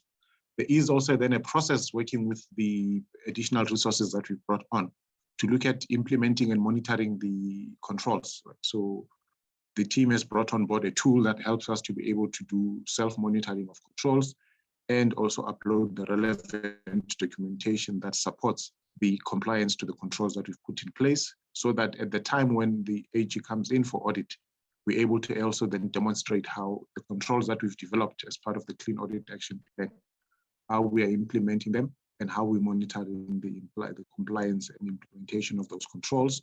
And the third thing that we've been also busy with in this journey towards improving the audit outcomes is the audit readiness activities, which I'll touch on in detail in the subsequent slides. But the team has also been busy working on the financials that we're producing for the financial year ending 2022, as well as the financials that we'll produce for the financial year ending 2023. That this information is supported by information that we're able to easily produce and submit for audit.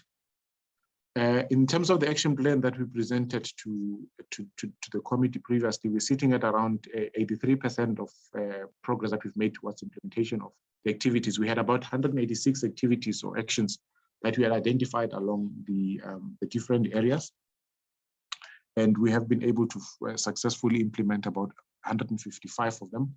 And the 31 that are still in progress that we, together with the team that came in, looking at those things, there has been a change of approach in some of the areas, which has then also led to us extending the period within which we're going to deal with those issues. But these are things that the team is busy working on, and others that were due to be reported on beyond August 2022, which the team also has now started on, which is about 11 of the activities.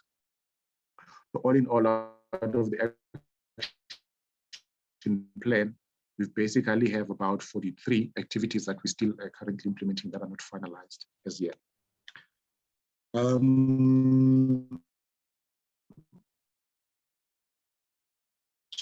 when we look at the interventions that we've put in place, as I indicated, so the team is busy with a number of activities, looking at reconciliations, looking at supporting documentations, reconciling the listings from the prior years as well as the current year, and also looking at the information produced to make sure that it's supported by correct lists, and where there's prior period issues, the team has been busy working on these prior period issues to make sure that we resolve those and we can be able to produce a file. One of the issues that the AG has said over and over again to the committee, as well as the minister, has been the fact that there's a lot of prior period issues that the fund is not attending to.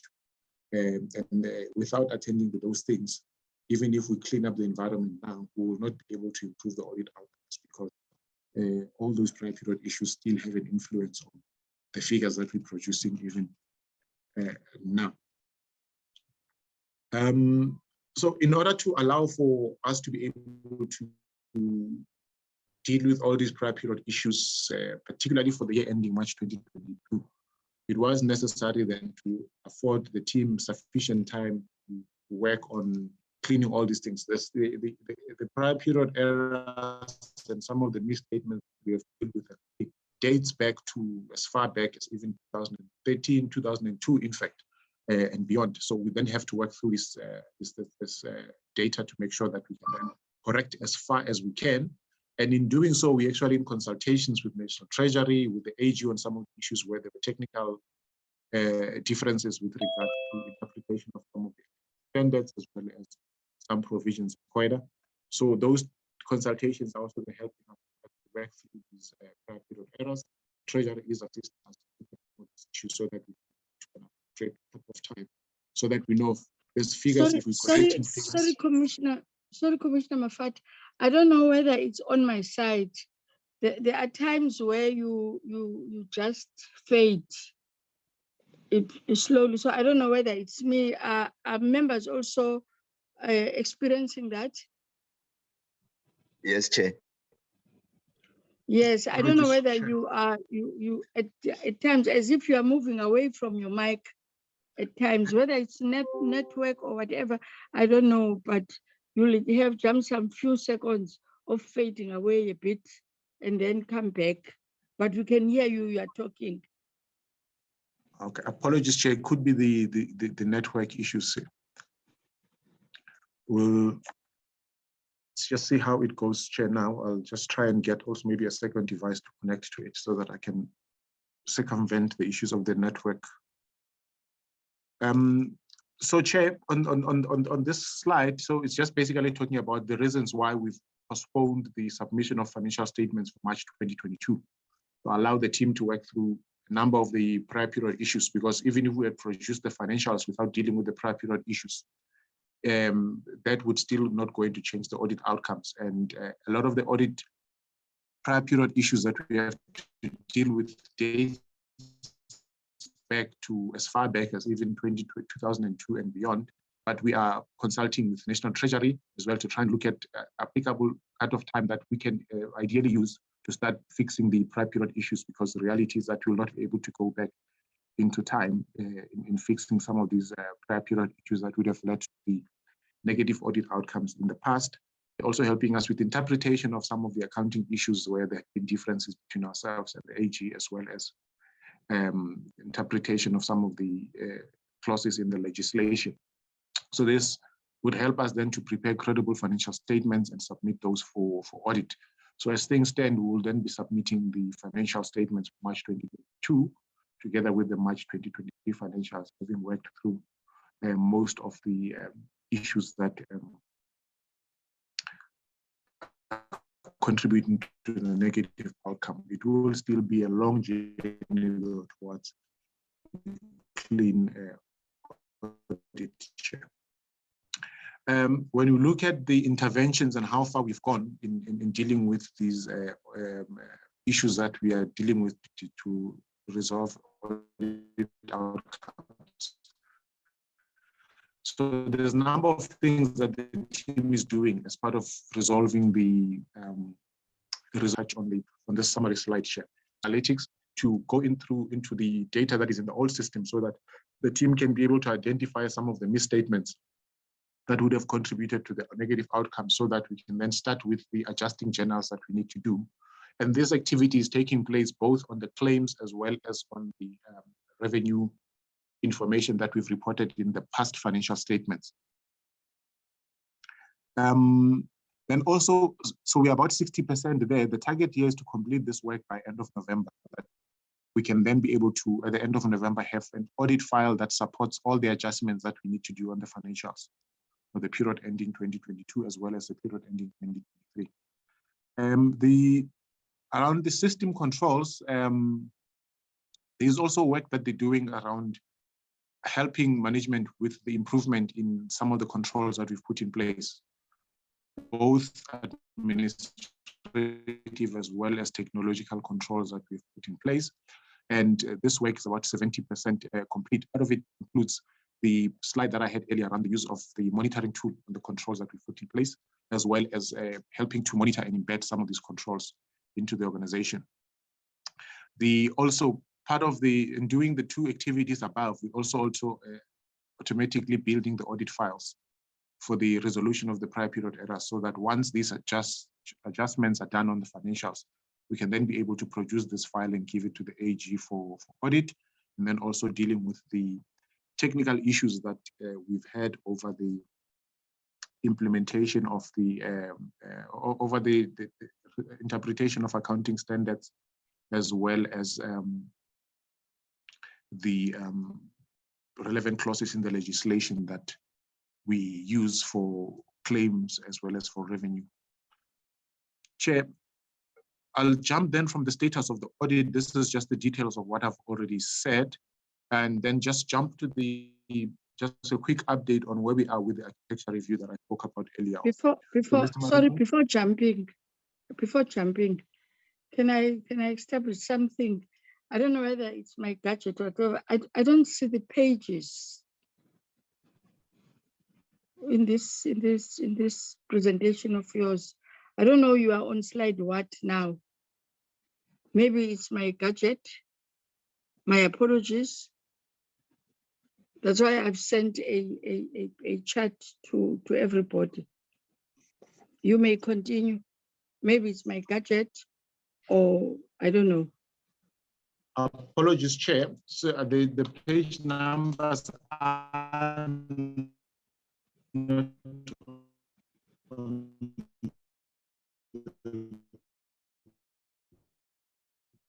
presentation. So,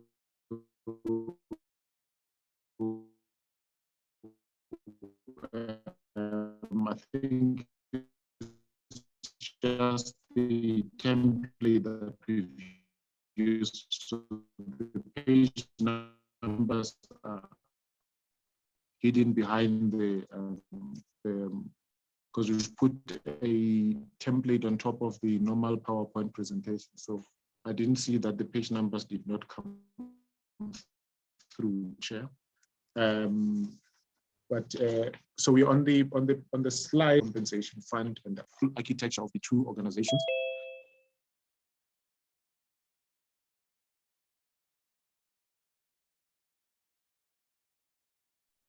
Apologies, Chair. The network, I got kicked out of the meeting, but I'm just back. Let me just try and get the presentation back on, Chair.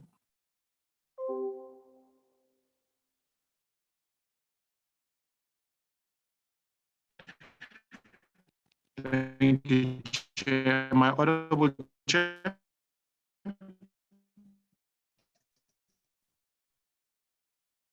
You are, but you are affected by network. It's a bit terrible now, I don't know, but you may continue or try and get a... I will now proceed, Chair. Apologies. Okay.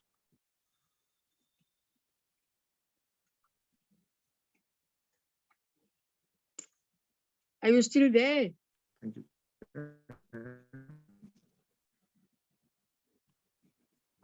Try and connect the different. I'm still here, Chair. Okay. I'm still here, Chair. I will then just have to mute this device, Chair, so that I can talk through another device, but I need to project on this one.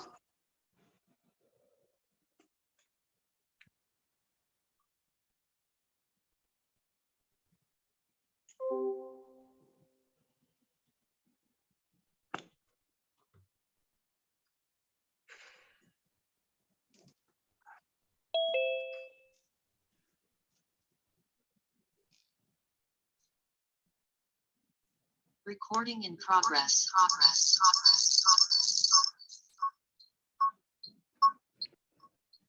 Thank you, Chair. Okay. I've just connected via another device, Chair, but I'll be projecting from the computer. I hope I don't lose network there for the purpose of the committee being able to see the presentation, Chair. Chair, so the PwC has been appointed to assist the fund with the architecture review that Mr. Maruping referred to earlier. And they're looking at diagnosing what the systemic issues are that are contributing to the challenges that the funds are having from an architecture point of view. And then they will come up with the recommendations around how this should then be addressed. And the model that has been chosen to do this review is the McKinsey 7S model. So their diagnosis will cover areas from strategy all the way to skills and values of the organization. We currently started the project in March this year. It's scheduled to go on for about 18 months. And we currently have just completed the SE's, we've just concluded the SE's assessment, and the report on the SE's assessment that has been done is now being finalized, and the team will then proceed to what's now strategy building, which would then entail the development of the key recommendations along each of the areas. And once these are done, we'll then move to the reporting stage towards the end of the 18 months period and the handover of the report. And following the handover of the report, this will then enable the DG and the minister to be able to start implementing the recommendations that are being made with regards to the whole architecture of the funds. If we look at the next slide, it just basically shows the different phases of the project that we're going through. And we've just completed this phase one that I referred to, the project initiation and assessment, and the subsequent stages are already taking place so that we can complete the project around the end of August. If I move to also the forensic investigation, so there was a commitment, as I indicated, made towards looking at the whole the instances that have been highlighted on fraud and corruption, maladministration, and all the other issues that have been raised previously about the fund. And so when we look at a lot of the transactions and the volume of work that would be investigated over this period of time, it's almost 1.5 million records that would the investigation teams will be working through, and they'll investigate various areas of the fund. We have basically appointed about five rather, two that are in a joint venture: Bowman, Abacus, SNG, Nexus, and Stone 10. We've completed the contracting process. So after the commitment that was made last year, we then started the procurement process, advertisement of the tender, and so on. And we have now completed the contracting, and also the initial stages of onboarding the service providers has started. And so this work has now been divided into various work packages. So we're going to investigate areas including on the medical claims that we pay, around the pensions, the revenue that we collect, investments, looking at the network as well as the cyber or network crimes that would have been completed through cyber crime, looking at conflict of interest, and looking at areas of supply chain management and procurement, as well as the reporting on the financial statement side. So various of the service providers have then been given this work that in these work packages, and they have started. If we look at the subsequent slides, they basically then indicating with each of the service providers basically how the work packages have started. So most of these, with the first work package, the kickoff meeting started already on the 27th of June, and they've investigators have been meeting with some of the relevant business owners in this particular area, or process owners in this area, so that they can understand the process as they start developing their plans on how they're going to start and when they're going to complete. the investigations. It's the same with the second work package relating to compensation benefits, started on the 27th of June. And also, it was also about understanding the business and getting to understand the areas that they're going to be investigating. We've done the same with revenue, which is the work package. The kickoff meeting here started on the 28th of July. And also they're working now on their plan so that they can start the execution phase. Is the same with work package 4, which started in June. Work package 6 started on the 28th of June as well as the work package 7, which started also on the 27th of June. And on the financial reporting side, the work started on the 12th of July. Chair, that's the end of the first presentation. Chair.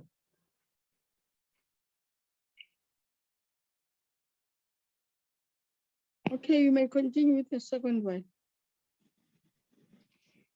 Chair. I'm saying you do have another presentation, am I correct? Yes, Chair. Okay, your third quarter performance. Okay. Chair, the presentation, I'll start it on slide 11. The first few slides is just the information that is known about the fund in terms of its vision, mission, and the strategic objectives that we're pursuing over the 5-year period. So presenting the quarter on slide 13, we're presenting the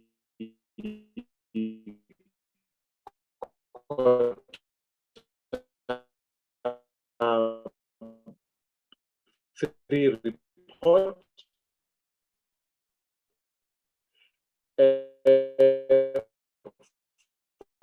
The total annual performance plan for the financial year 2021-2022, we had about 19 performance indicators.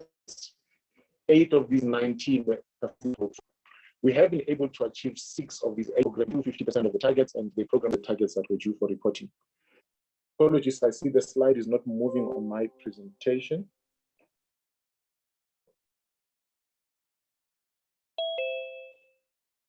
I have just been kicked out on the device that I'm projecting on, Chair. Apologies.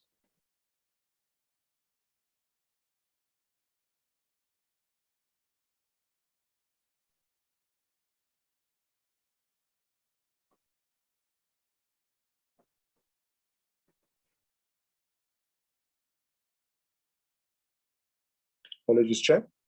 I am back. So this is on slide 13, Chair. I was just highlighting the performance per program. If I just move to the next slide. So the next slide just shows the performance over the financial year from quarter 1 to quarter 2. Our performance has been consistent around 75%, Chair, for each of those indicators that were due for reporting on those quarters. I'll just move to performance for each of the indicators with specific emphasis on the indicators where we have not been able to achieve. Under program 1, the first 4 indicators were due for reporting annually, so we're not due for reporting in quarter 1. I'll just skip those, Chair. If I go to the slide 17. Slide 17, the first target that we needed to meet was around the visibility and accessibility strategy. The target was about 25% of the plans that we have for the financial year need to have been implemented around. So the feasibility strategy is around how do we make the services of the fund accessible to the beneficiaries, both employers as well as the injured workers and the healthcare providers. So we sitting at around 29% by end of quarter 3. So this was achieved. The one indicator that we didn't achieve that was due for reporting was around the vacancy rate. The target was to progressively reduce the vacancy rate towards the 9.9% at the end of the financial year. But by quarter 3, this needed to have been reduced to about 11.6. We were able to get to about 13.6%.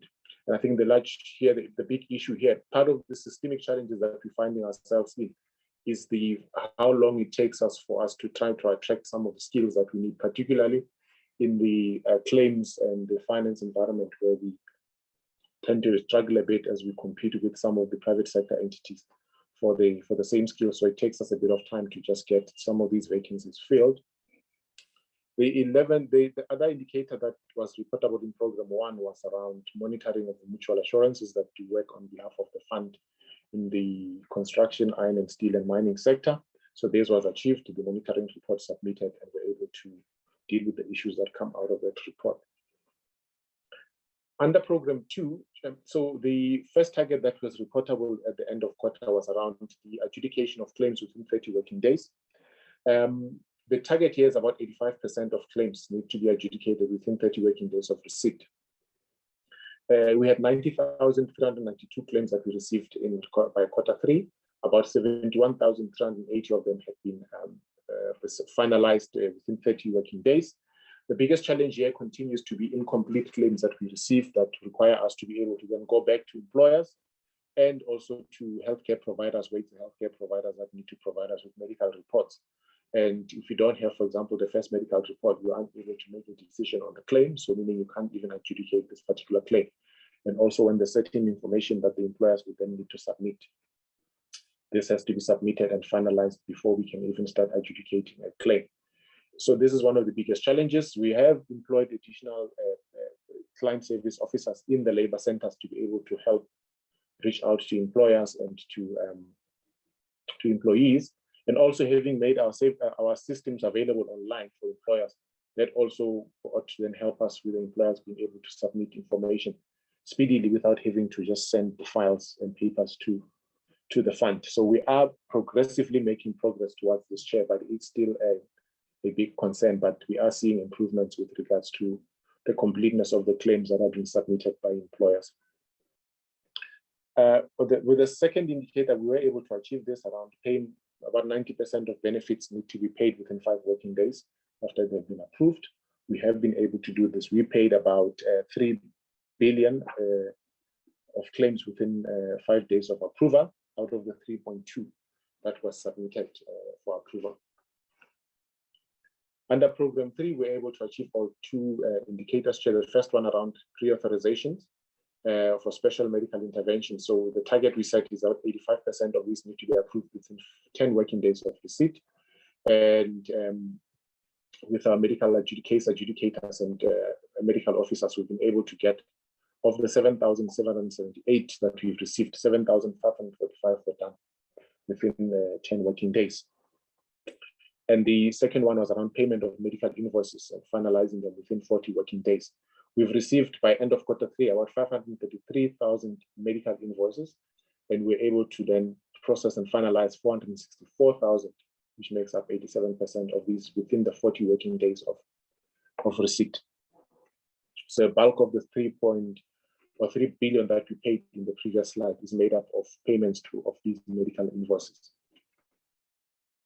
In the last program, Chair, the indicator that was due for reporting was compliant invoice or compliant requests for assistive devices finalized within 15 working days. This is where the injured workers are due for replacement of their assistive devices, or also the newly injured workers who are then due for receiving a assistive device as they are discharged from hospital. So we have received about 1,079, and of these 1,079, about 1,006 were finalized within 15 working days, which is about 93%. We've also introduced an online process here. This is a process which previously was manual. Now, physiotherapists and orthotists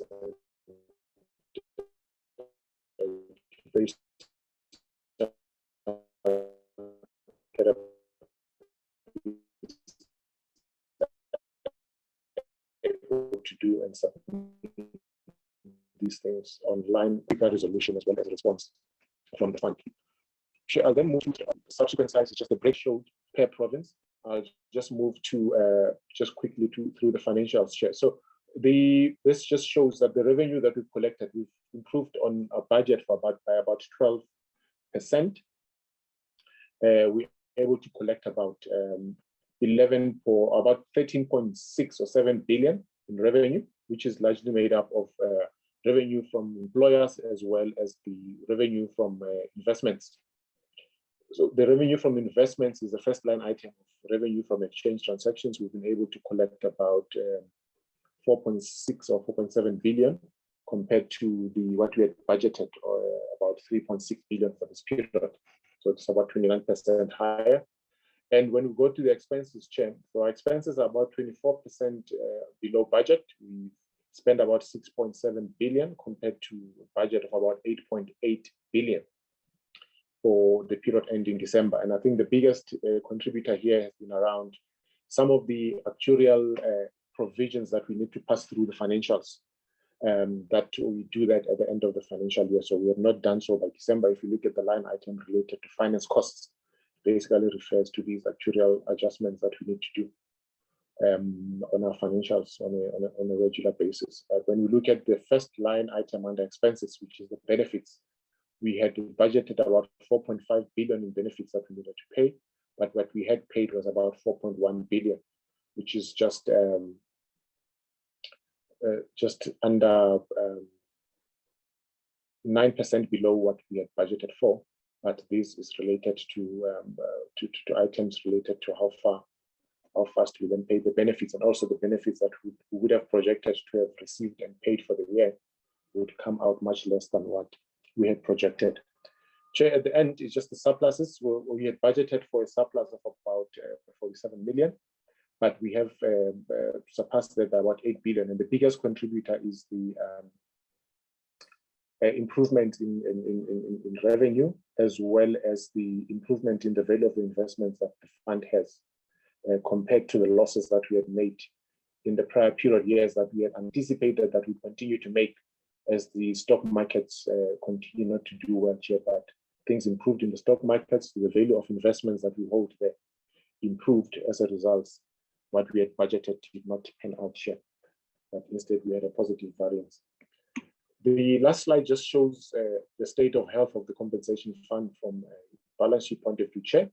So the total assets that we have as at end of December was about 96.6 billion. And this is largely made up of the investments that we have we make through the PIC. About 95 or 96% of our assets, it's the investments that we make with the PIC. If we go to the next slide, it just shows the extent of the abilities. If you look at the most of the non-current liabilities, and these are the existing about 20,000 pensioners, and we then provide for their future payments. It's about 42.5 billion that we made provision for these future payments of pensions, and this is what makes up a large chunk of the liabilities that we have, and this leaves the fund with net assets of about 49 billion, Chair, out of the 96 billion that we have as the total assets. Chair, I'll leave my presentation here. Thank you very much.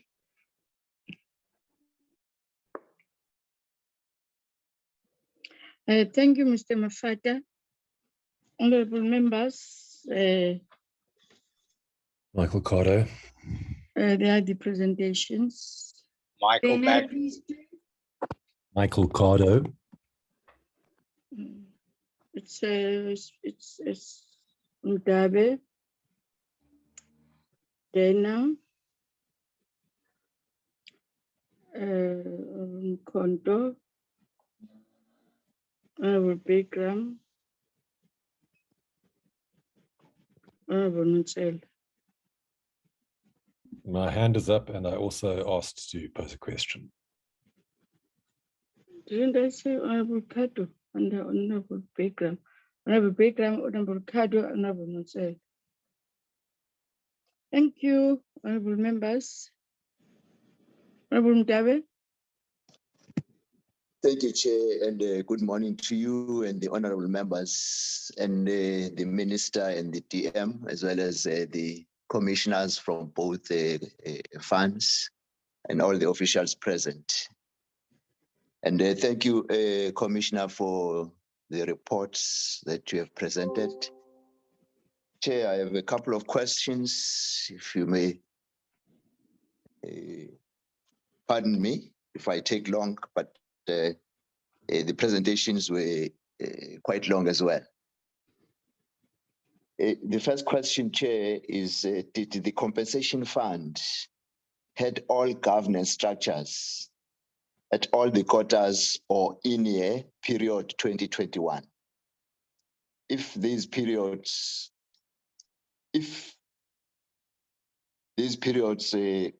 were without the governance structures, which quarter was that? And what were the reasons, if ever there was such? The second question, Chair, linked to the first one, how would you define the assistance from the governance structures that the in-year audit should be assisting the fund in preparation for the annual financial statements for the annual audit by the Auditor-General? But did these structures receive the AFS prior to the submission to the AG? And what were their comments after they have reviewed the financial statements? The third question, Chair, there is a basic principle rule in accounting that for you to pay Sibusiso Mdabe, you should have a source document. It's just a clerical job to have that document filed somewhere, because there is no way that you should be paying Sibusiso Mdabe 20 Rand without having a document that says you should be paying Sibusiso Mdabe 20 Rand. Therefore, the question is, does the compensation fund fail to keep that document? For the past 10 years, this has been a source of disclaimer, because Auditor-General says they can't verify the authenticity of the information that you provide in accounting terms, in terms of figures you have presented, because there is no source document. If you may just elaborate on what is meant, what did the Auditor-General said to you about not having a source document for you to pay, especially on your slide 18 in the second document, you paid 3.2 billion. Part of the 3.2 billion is medical invoices. Therefore, the question would be, how have you arrived at paying 3.2 billion without a source document that you cannot produce to the Auditor-General? It does give us a little bit of uncomfort in terms of the authenticity of the information that is being provided to us as well. Whether this information does have source documents to verify that this information is the information that we are supposed to get. That linked with, I think it's about 2 years now, that I raised just one issue, which the fund has failed to provide us at ShopRite. He got injured by a scaffold or whatever, and then he was then transferred to a medical institution, either Groote Hospital. How much was paid to Groote Hospital? How much was paid to Sibusiso Mdabe? That information has not been given to us for over 2 years. I'm not sure whether the fund doesn't have the capacity to do that. Thank you, Chair.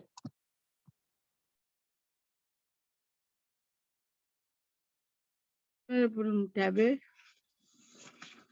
Honorable Dana. Thank you, Chair. and thank you for the presentation. Chair, my question is with regards to the secondment of financial support services to the fund. The fund appointed 20 skilled consultants to assist the Office of the CFO, and this was also presented to SCOPA earlier this month. The cost of these appointments was confirmed by the Commissioner to SCOPA as approximately 20 million rand over a period of 12 months. And I'd like to know if a complete tender process was followed for the appointment of these consultants. I see there is a deviation from the procurement process listed in the published deviations for the third quarter under the project name Seconded Financial Management Support Services. And the reason for this deviation is given as a failed bid process. The value of this project is about 62 million. So I'd just like to confirm, is this the same project as the one I've just mentioned? And if it is, why did the bid process fail then? Thank you, Chair.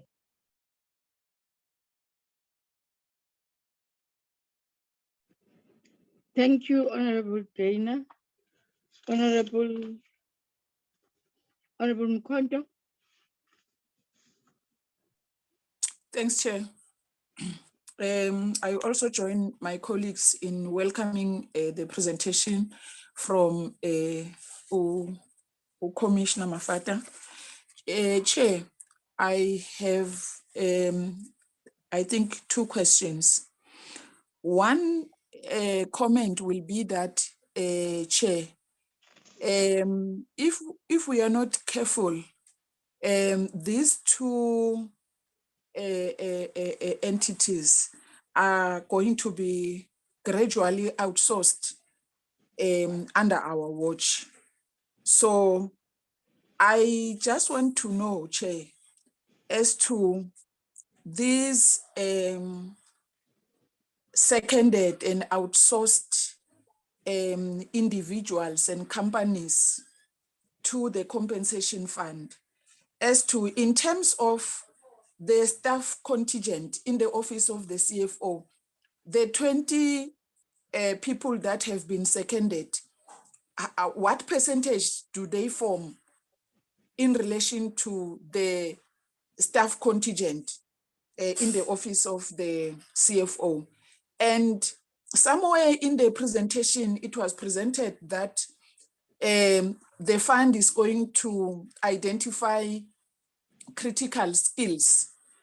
I just want to know if that is going to be done concurrently with the activities of the outsourced individuals and seconded individuals, or the term of, according to their contract, the term of the seconded individuals will end, and then they engage on the identification of the critical skills. And my last question, Chair, is that what powers, according to their contracts, what powers does the fund have over these seconded individuals in terms of consequent management? And if they do have any service level agreement? Thanks, Chair. Thank you, Honorable Mkhonto. Honorable Pegram. Thank you, Chair, and thank you, Ms. Mafata, for that report. I appreciate it. A couple of things. First of all, I just want to know if there were any COVID-19 claims, and if there were, how many and to what value. We didn't read much about it, and we didn't hear much about it. They set up a special fund to pay people who got COVID or got ill from the injections, from the vaccination. Can we fill us in on that? We should have the figures by now.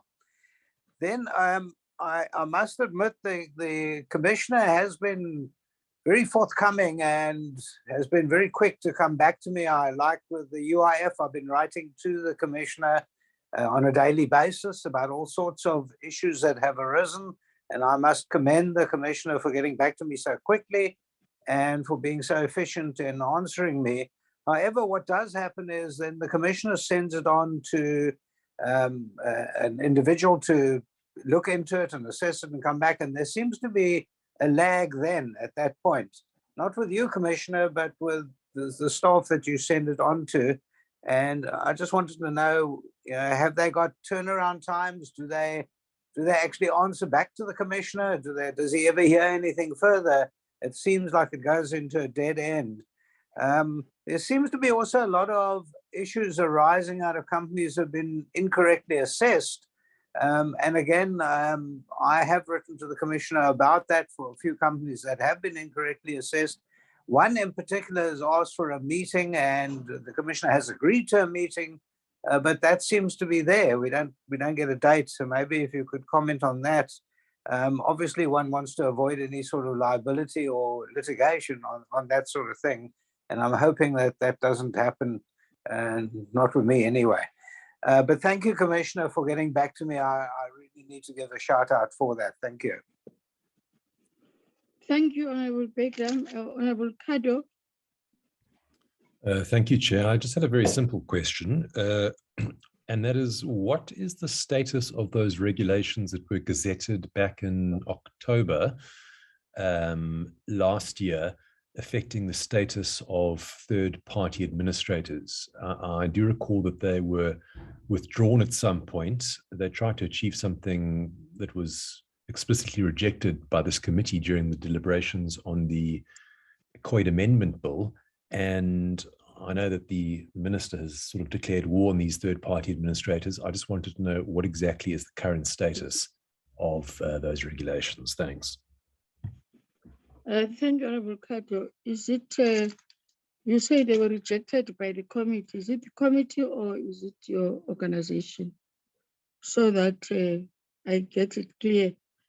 No, the original formulation of clause 40, I can't remember what number in the 40s it was, but you remember the original clause in that COID amendment bill was actually withdrawn after deliberation by the committee as a whole, insofar as the third-party administrators were concerned. It wasn't a single party issue. There was broad agreement that the original formulation should be changed. Can I humbly request that you speak when you have been pointed, because you came into my mouth before I could finish speaking. I'm so sorry. I thought you were seeking a response. I'm referring to all members. No, I would have appreciated if you would have said, as when the bill was then taken to NCOP. Now I understand in which context you are referring to. Honorable Nonsele. Thank you, Honorable Chair, and let's welcome again the presentations made. Chair, it's just a last question, which I think, because most of my questions have been covered one way or the other by colleagues who spoke earlier before me. It's around the question of the ICT challenges. And I wanted just to check, Commissioner, to make us understand the extent to which they've been able to overcome such challenges, because too often these are in fact put forward as one of the downside when talking to accessibility of the systems of the fund, particularly the areas or the people, the service providers that Honorable Kato has just spoken about. I just want to check if you can take us into confidence as to how far now have they proceeded with regard to the ICT challenges that is too often raised. Yes, thank you, Honorable Chair. No, thank you, honorable members. From my side is it's two things. I think the one I want to just make an emphasis on, which was raised by Honorable Mdabe. And I think we really must be told, if what we are asking is not an information that is to be divulged to third parties, which is ourselves in this case, or it's something that we're asking, something that is very difficult for the fund, so that for the fund to either to explain or it's not within their jurisdiction. How much does an injured person gets after a claim has been submitted? Everybody who has had problems with the compensation fund, that is not the area that as members we are interested on. The only area that we are interested on is the third parties. And in my view, this fund is a fund that is to compensate a person that was injured at work. I do think that it's a pity. I don't know whether the minister is still there, the DG and the acting, the DM and the acting DG, because truly and honestly speaking, that is a pain. That is really in my view, and I think in any member's view, will really be a headache. We're interested because we are public representatives that are representing ordinary workers so how much is the claim? Now I'm just reminded I'll have to check, Mr. Mafata, with the Eastern Cape provincial office. A person that was killed by a tiger in PE in Seaview area. How much? So I want the leadership of the department to understand that it's about time now that at least we are then being exposed. We will be seated here thinking that workers are getting money as they are supposed to get money. But if I can exaggerate, 80% of a claim goes to a third party. And I can bet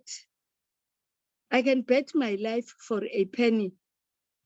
And I think Minister and TM and Acting DG, this is the area now. It's about time. We asked, this is the third year, we asked this when we came, 2019. And up to now, we are not getting it. The second one, which I would have thought maybe as a footnote, or maybe is that ComEase may have picked up, and in fact, in one province where we visited, in one office in one city, we were told that they were able to pick up a claim that was coming up for the second time with a different date, which then that claim was paid. How many of those are you able to pick up?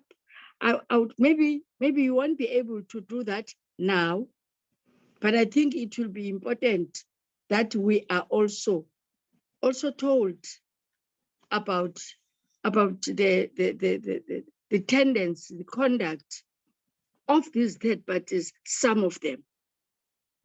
If then there is one that has been picked up, how many that may be there, and the investigations that are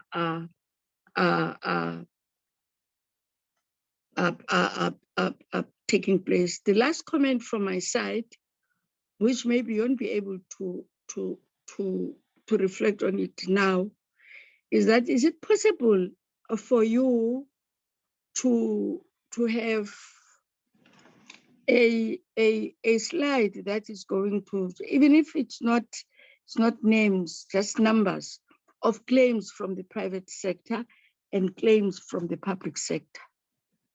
Because I would imagine I would imagine that that's so that we are able to see where exactly the amount and the degree of injuries at work that's at time, so that when we leave, when at the end of the term, we are able to have a picture of people that claims that were submitted to you because of one, either carelessness of a worker or of the employer, or the employer who does not have any occupational health and safety standards in his or her workplace.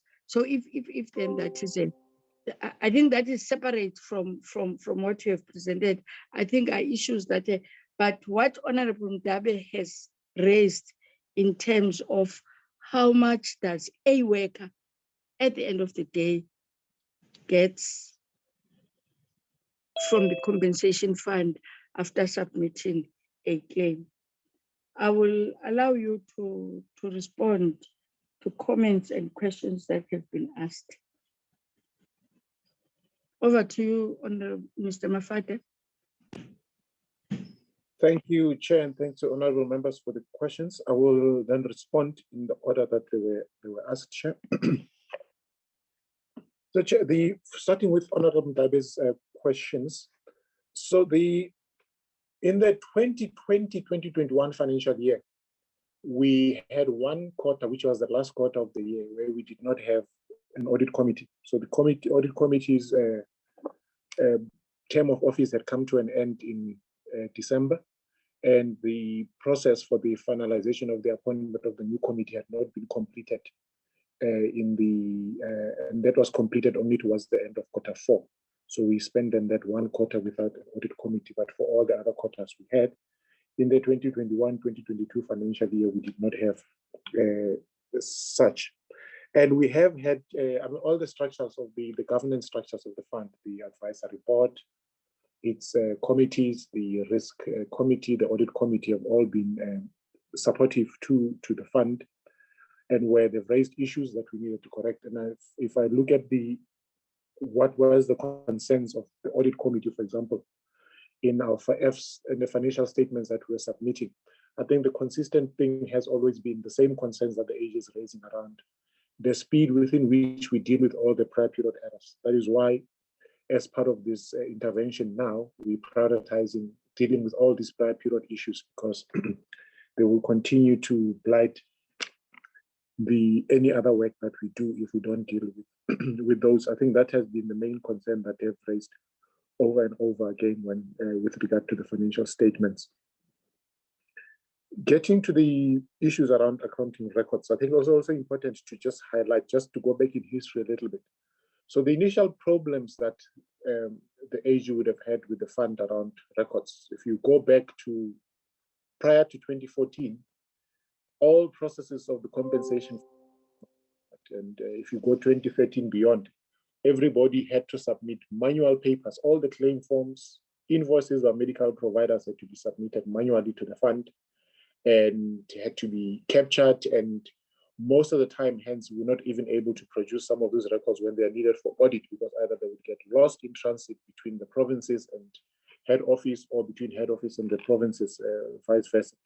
So that was one of the nightmares that the fund had. And as a result, you'd find that for some records you would not produce and some you would. But that only didn't have an audit problem. It also created a service delivery problem, because if members recall, that was a time when the fund was also known for excessive delays with regards to payment of claims. Workers would have to wait for months, if not years, to get their claims paid. Medical providers also would be waiting for months, if not years, to get claims paid, because of the volumes of claims that were coming in manually that needed to be paid. In 2014, the fund made a transition towards an online systems, just so that we can aid and fast track the rate at which claims are paid and are processed. And that created the second batch of problems with regard to records for the AG, because what we then had was not the inability of the fund to produce records. It was more the acceptability of those records by the AG. So if I make an example, we said to employers and to medical practitioners, you no longer now have to send paper to us. We've made available an online system. If you have to submit an invoice, capture that invoice on the system and send it through to us. If as an employer, if you're submitting a claim, you don't have to send papers to us. Capture that claim on the system and send it through to the fund. And for employers with huge or health practitioners with huge volumes of claims, we made provision for them to start switching these invoices and submitting them electronically, like in batches to us, as opposed to them sending individual papers. A one hospital invoice can possibly have maybe about 100,000 plus lines on it. So if you're going to receive paper, you're going to receive reams and reams of paper that somebody has to sit and capture. But we made provision for them to then submit this electronically in batched format so that it goes into the system so that we can speedily process it. But the issue then the AGs raised was that they didn't want to accept that those electronic documents that are submitted, if they looked for a form, WCL1 or 2 or whatever, then we'll say to them, look at it in the system because it's there. That's what we've allowed the employers to capture. Because we were not providing that information in the way they wanted. And the argument they would then make was that we are limiting their ability to audit and also limiting the scope of audit by not giving them the information they want. Hence, they would end up with conclusions that we did not provide appropriate records to support information in the financial statements. So for every claim that we paid that you see on the financial statements, that claim exists on the system. For every invoice that has been submitted by a healthcare practitioner, that invoice existed in the system. But obviously, we know also that that system that we're using at the time, the AG had highlighted also that there are a number of control weaknesses with that system. And when we looked at the cost of improving the controls in that system versus the cost of developing a new system that would have the adequate controls and that is also scalable, that is able to deal with the volumes of transactions that we receive. Hence, the decision was taken to go into a new system called SAP, which is the CompEasy system that we've been using since 2019. And obviously in that system, we also then addressed a number of the control weaknesses that had been identified by the AG in the past. But that also has not stopped the AG from raising their concerns with them not wanting to accept the fact that we've gone electronic and that we deal with information electronically. So if they're looking for claim information, we've made provision for a doctor, for an employer to submit this information using the electronic means of submission. And if they're looking for it, they will then have to find it in the system. For example, if they're looking for an invoice, we then say this invoice was batched and submitted through a switching process. And the invoice, you can see it is there on the system. If you want to look at it, you can then look at it in the system. But then the insistence would be, no, we want to get the physical paper from the healthcare provider or an invoice from the healthcare provider, not accepting the one that we have shown on the system. So I think those are when I refer to some of the technical challenges and technical discussions that we're having with the AG on acceptability of some of the records, these are some of the things that we're discussing with the AG to try and find a way of how can we then satisfy their concerns with our electronic process while making sure that we don't compromise service delivery by going back into the stone ages of dealing with paper. So in the main, that's the main reason and the rationale why you'd see these things highlighted in the audit report, that we did not provide records that would support. And obviously, some of the challenges obviously are accounting in nature in terms of the previous systems not being able to provide the listings that the AG would want to support the figure that we show in the financial statements. And these are the things that we then sought to resolve with the implementation of the CompEasy system, as well as going back to the prior systems. The teams that is preparing us for audit is actually helping to reconstruct and get us those listings that we agreed to look at those listings and extract those from the system to be able to produce for audit. Chair, the information that is requested in terms of how much was paid to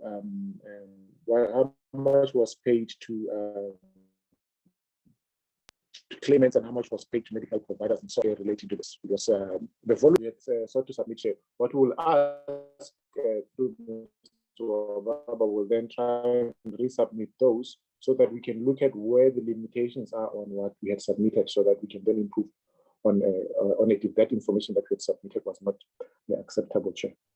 Going to Honorable Dana's question on the secondment of the personnel, right?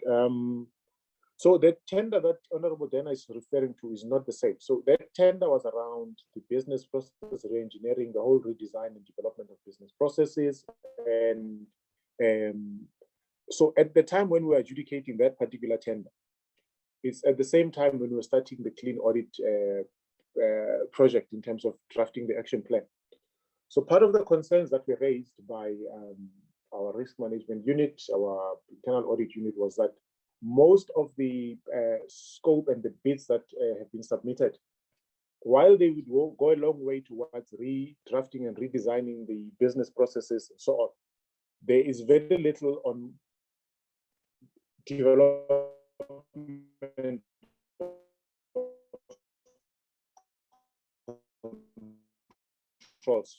on the, so we may end up business processes and so on and ignoring. And when we looked at with the tender then at the time, it obviously meant we couldn't even vary the scope or change the scope because we were at an evaluation stage. And I think when that's the reason why we then took the decision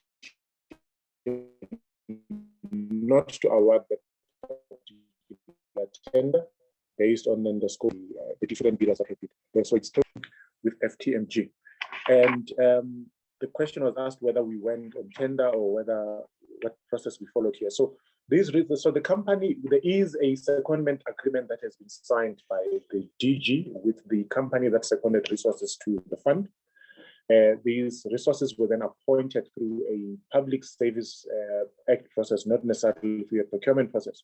They've been seconded into the public sector through the Public Service Act, and that's the route that was taken by the fund to do this. A question was asked as to whether who holds the account and consequence management and so on. So we're managing the resources together with the company that submitted. That gave us the resources that we have checked. As to what is the percentage of these seconded resources to the staff contingent that we have currently in finance. It's just under 20%. We have close to almost 100 people in finance. Our finance unit is quite big because of the volume of work that we deal with across the 5 directorates within the finance unit. And so the critical skills that we were referring to in the presentation, I think this part of the work that is being done in the architecture review is to do that skills assessment to determine what type of skills we then need to be able to align to the ideal architecture that we need to have as the fund, as the 2 funds basically. And so that work will also be part of that. We had done a skills audit also in the fund around 2016, 2015, which also highlighted some of the critical skills that we require as the compensation fund. And those had been highlighted as finance, actuarial skills, as well as clinical skills. So the restructuring that was done in 2017 also then sought to try and address those skills gaps that had been identified in that skills audit. With regards to questions from Honorable Graham on the COVID-19 claims, we received the COVID-19 claims that we received was about 27,000, and we had accepted like 988 of these claims.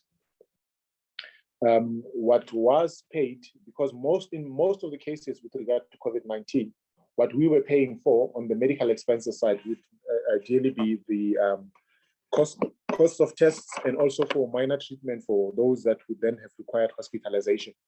So the total amount of money that we've paid over this period was about 111 million, which was made up of almost about 50 million in medical expenses, we had about 2.6 million in funeral expenses and just over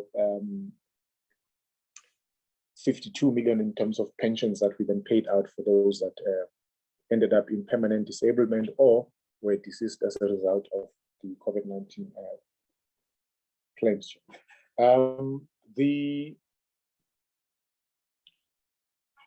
If I go to around the turnaround times in terms of the complaints, so in most cases, the complaints that we would receive, what would happen is that the engagements would then happen with the claimant, because when we receive a claim, we then have to start engaging with the claimant to get the relevant information that may be missing to finalize the claim, and also to then get the claim finalized. So that is a communication that Honorable Graham would not see, because we'd then be interacting with the claimants themselves. The team would then interact with the claimants themselves to make sure that we get the information that we need. The issue around the incorrect assessment, I think the bigger problem here is around the issue of employers who are flagged for audit. One of the things that we know is that with the COVID-19, the impact of COVID-19 in the workplace has led to a number of payrolls shrinking. And with the shrinkage of the payrolls, the ROEs or return of earnings that employers are submitting to us are significantly lower than they were in the previous years. So as a way to mitigate fraud, our systems are programmed in such a way that if the return of earnings submitted last year or in the current year is significantly or 30% higher or lower than the previous year, the system will then flag such an employer for an audit so that we can verify the correctness of the information that they're submitting.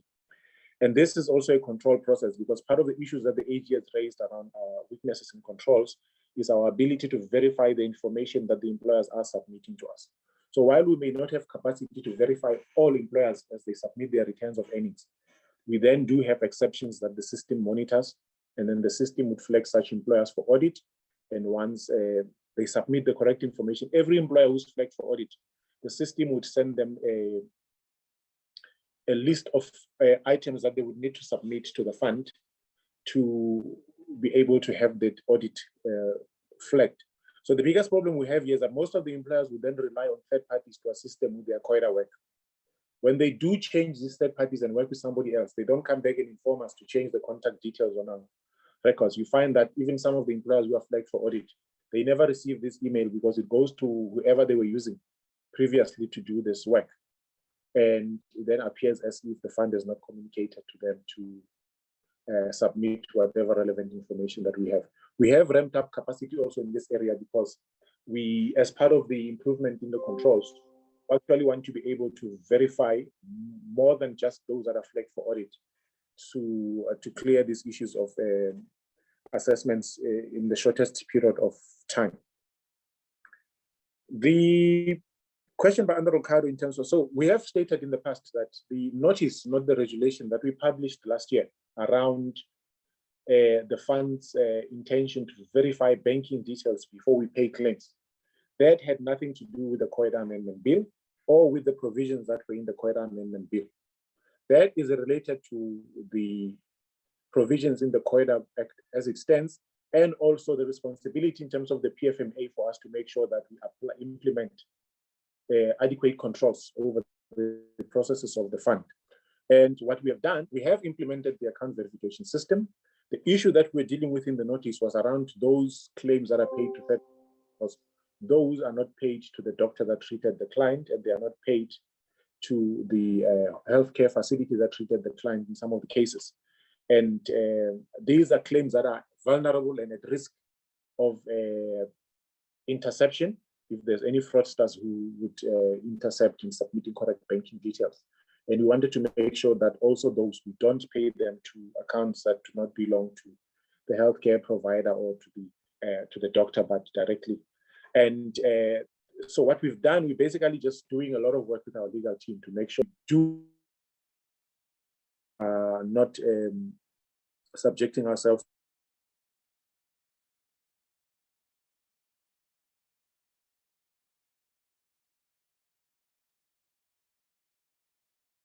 a healthcare practitioner and a doctor, and we also only pay the client if it's the client that is injured. We don't pay money to anybody else. The ICT challenges, so the system has stabilized. But, we have seen the question, some of the points that was raised by the chair, the honorable chairperson, around rejected claims and the system duplicate claims that get submitted. So we're seeing a lot of these now also, and a lot of people will then use that as a reason why they're saying the system is not working. So the system is working. We do have areas of improvement in the system, and there is ongoing projects to do ongoing improvements on the systems. We get feedback from the users of the system, and where we do get them the feedback, we start projects to try and to do enhancements on the system. We're also trying to automate as much as we can some of the functions in the system so that we reduce the amount of hands that go through a claim, so that we can also speed up the rate at which we process these claims. But the big challenge is, though, continues to be the network on which the system is running, right? So we're highly reliant on SITA as the place that stores or that manages the data center of the department. And where if SITA is affected by downtimes, also it means that the CompEasy system is also affected, and it will not be available to users, right? And for that period that we're having a downtime, it means the system is inaccessible to anybody, including the internal users as well as the external users. So these are some of the challenges. But when you look at the system in itself, we're able to identify duplicate claims. There's a number of rejections. But what we will do in presentations to the committee in future, when we do show the amount of claims that we've paid and that we've processed and finalized, we will also show a slide that shows the amount of invoices, amount of claims that the system is able to see and reject if they don't comply with the rules, if they are duplicated, if they are being resubmitted again, fraudulent, and so on. So these are some of the controls that we've implemented in the CompEasy system to allow us to make sure that we don't necessarily deal with fraudulent claims. Chair, I think I've responded also to the question around that the chairperson raised around the information that we that was requested by the committee previously, that Honorable Ndabe also spoke to. Chair, will maybe work with Mr. Wababa to just resubmit the information that we had resubmitted, so that we can check where the weaknesses are in that report that we've submitted, so that we can then improve on it and update on that report, Chair. The slide on the number of claims from private and public employers, Chair, would also include that also in the future presentations. So thank you very much.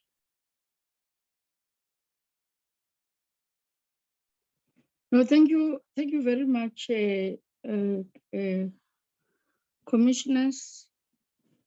I don't know whether is there anything that either the acting DG or if the minister is still around, or the deputy minister, they want to add on the responses that were given.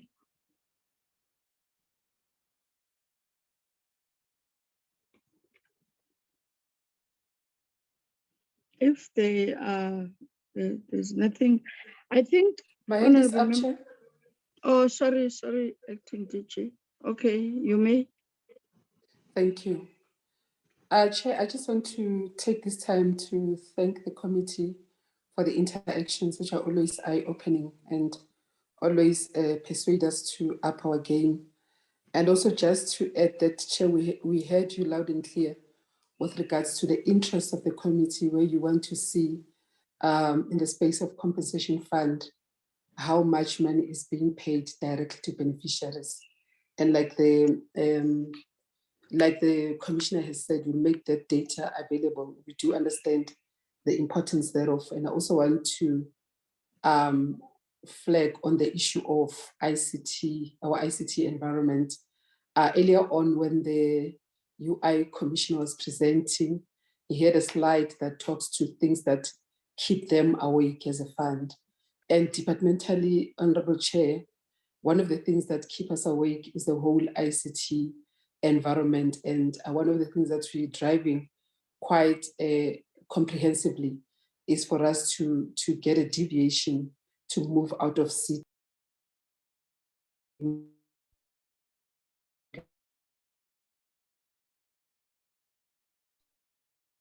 the committee. Thank you, Acting DG. DM, your parting shots.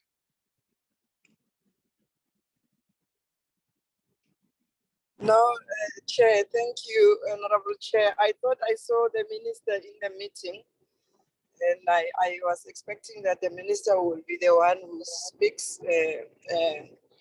I'm not sure whether is the minister still around, but safe to say, Chair, we are trying all our best. I'm sure there is some progress from the last report from the entities from both UIF and the compensation fund itself. We are also as the executive monitoring the situation, and as and when necessary, we will report some of the challenges should we come across to the committee. I know that the minister met with the Auditor-General recently this week to deal with some of the reports themselves and the issues the AG has raised, and we are monitoring the situation closely. But we thank you for keeping us on our toes always, Chairperson. Thank you so much. No, thank you very much. Thank you very much, DM. The minister did say that he would leave at a particular time, so he is not here. He left long time ago. But I want to just say to the department that as we move forward, in areas where, in particular, either AG or SCOPA have raised, we will request this approach that we have started with, because we don't want some of the things that have been raised by the Auditor-General or by the SCOPA to run a risk of being watered down when they are then included in your quarterly reports. We must, so that we are able to track them. It may be a system or an approach that may have created a little bit of a confusion to you. My apologies on that on behalf of the committee, but we really wanted to, so that we are able to track some of these of these issues, and also in preparing for our PRRR and whatever, because we are also going to come to the department and looking into our recommendations, and want to know how far are you with the recommendations, why they have not been implemented, so that we really do understand. We don't want to adopt reports for the sake of adopting reports. We want to adopt reports with the understanding that we will then have to come back. I think we have got that responsibility as the committee. Secondly, honorable members, and I'm humbly reminding and request you as members, when you have been phoned or approached by citizens, workers, a worker, or a community member that has got a problem in a particular province or region, when you come here, please, can you please not be general? Please, honorable members, because it then means now the department, and I'm not trying to be defensive, the department is going to be chasing shadows. Whereas if we appointed in saying a labor center or workers at this worker in this town, these workers in this area, so that when we want to zoom in ourselves as the committee, wanting to understand why claims are not paid. UIF in particular, make an example, maternity claims, why are they being dragging? Because now, even when the department responds, it's going to respond in general, whereas we are to know that it's a particular province, and in that province, a particular district that is weak. Because we will be running a risk of painting all offices of Department of Employment and Labor in all provinces and districts with one brush. And I don't think that will be a correct way of leadership from our side, as we'll be conducting an oversight. So I don't think there's anything wrong. When you are phoned by a worker in Free State, you ask Mr. Wababa, what of True Zolani, True Sakaza, what is the number of a provincial, it's called CPDO. What is it called, Mr. Wababa, the full name? The leaders in provinces. And call them and tell them that I've been called by a worker in this town where you have got an office, he or she has got a problem. Than waiting and come here and be general. I've been saying this since the start of this term. And in fact, that's what I do.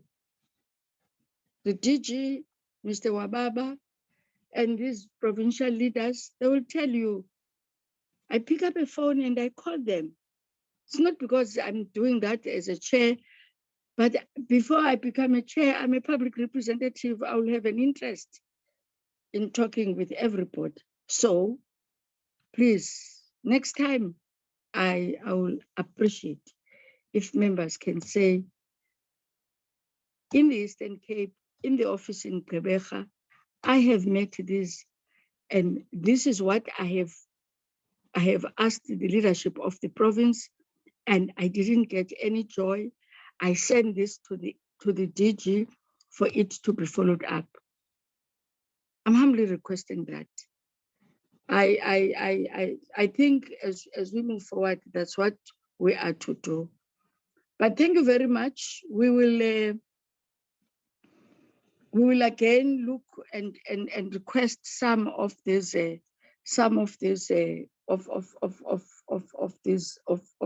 responses. The other areas where we think that we need more information, as we usually do, we'll write a letter to the department through the PLO and the Secretariat to get some other information in terms of the presentations that have been submitted. Having said that, honorable members, thank you very much. I think I hope you are aware that the sitting today starts at 2. So go and have lunch and join the sitting. Our meeting stand adjourned. Thank you very much. Thank you very much. I enjoyed that. Have fun. My chocolates. Thank you very much. My Bye-bye. chocolates.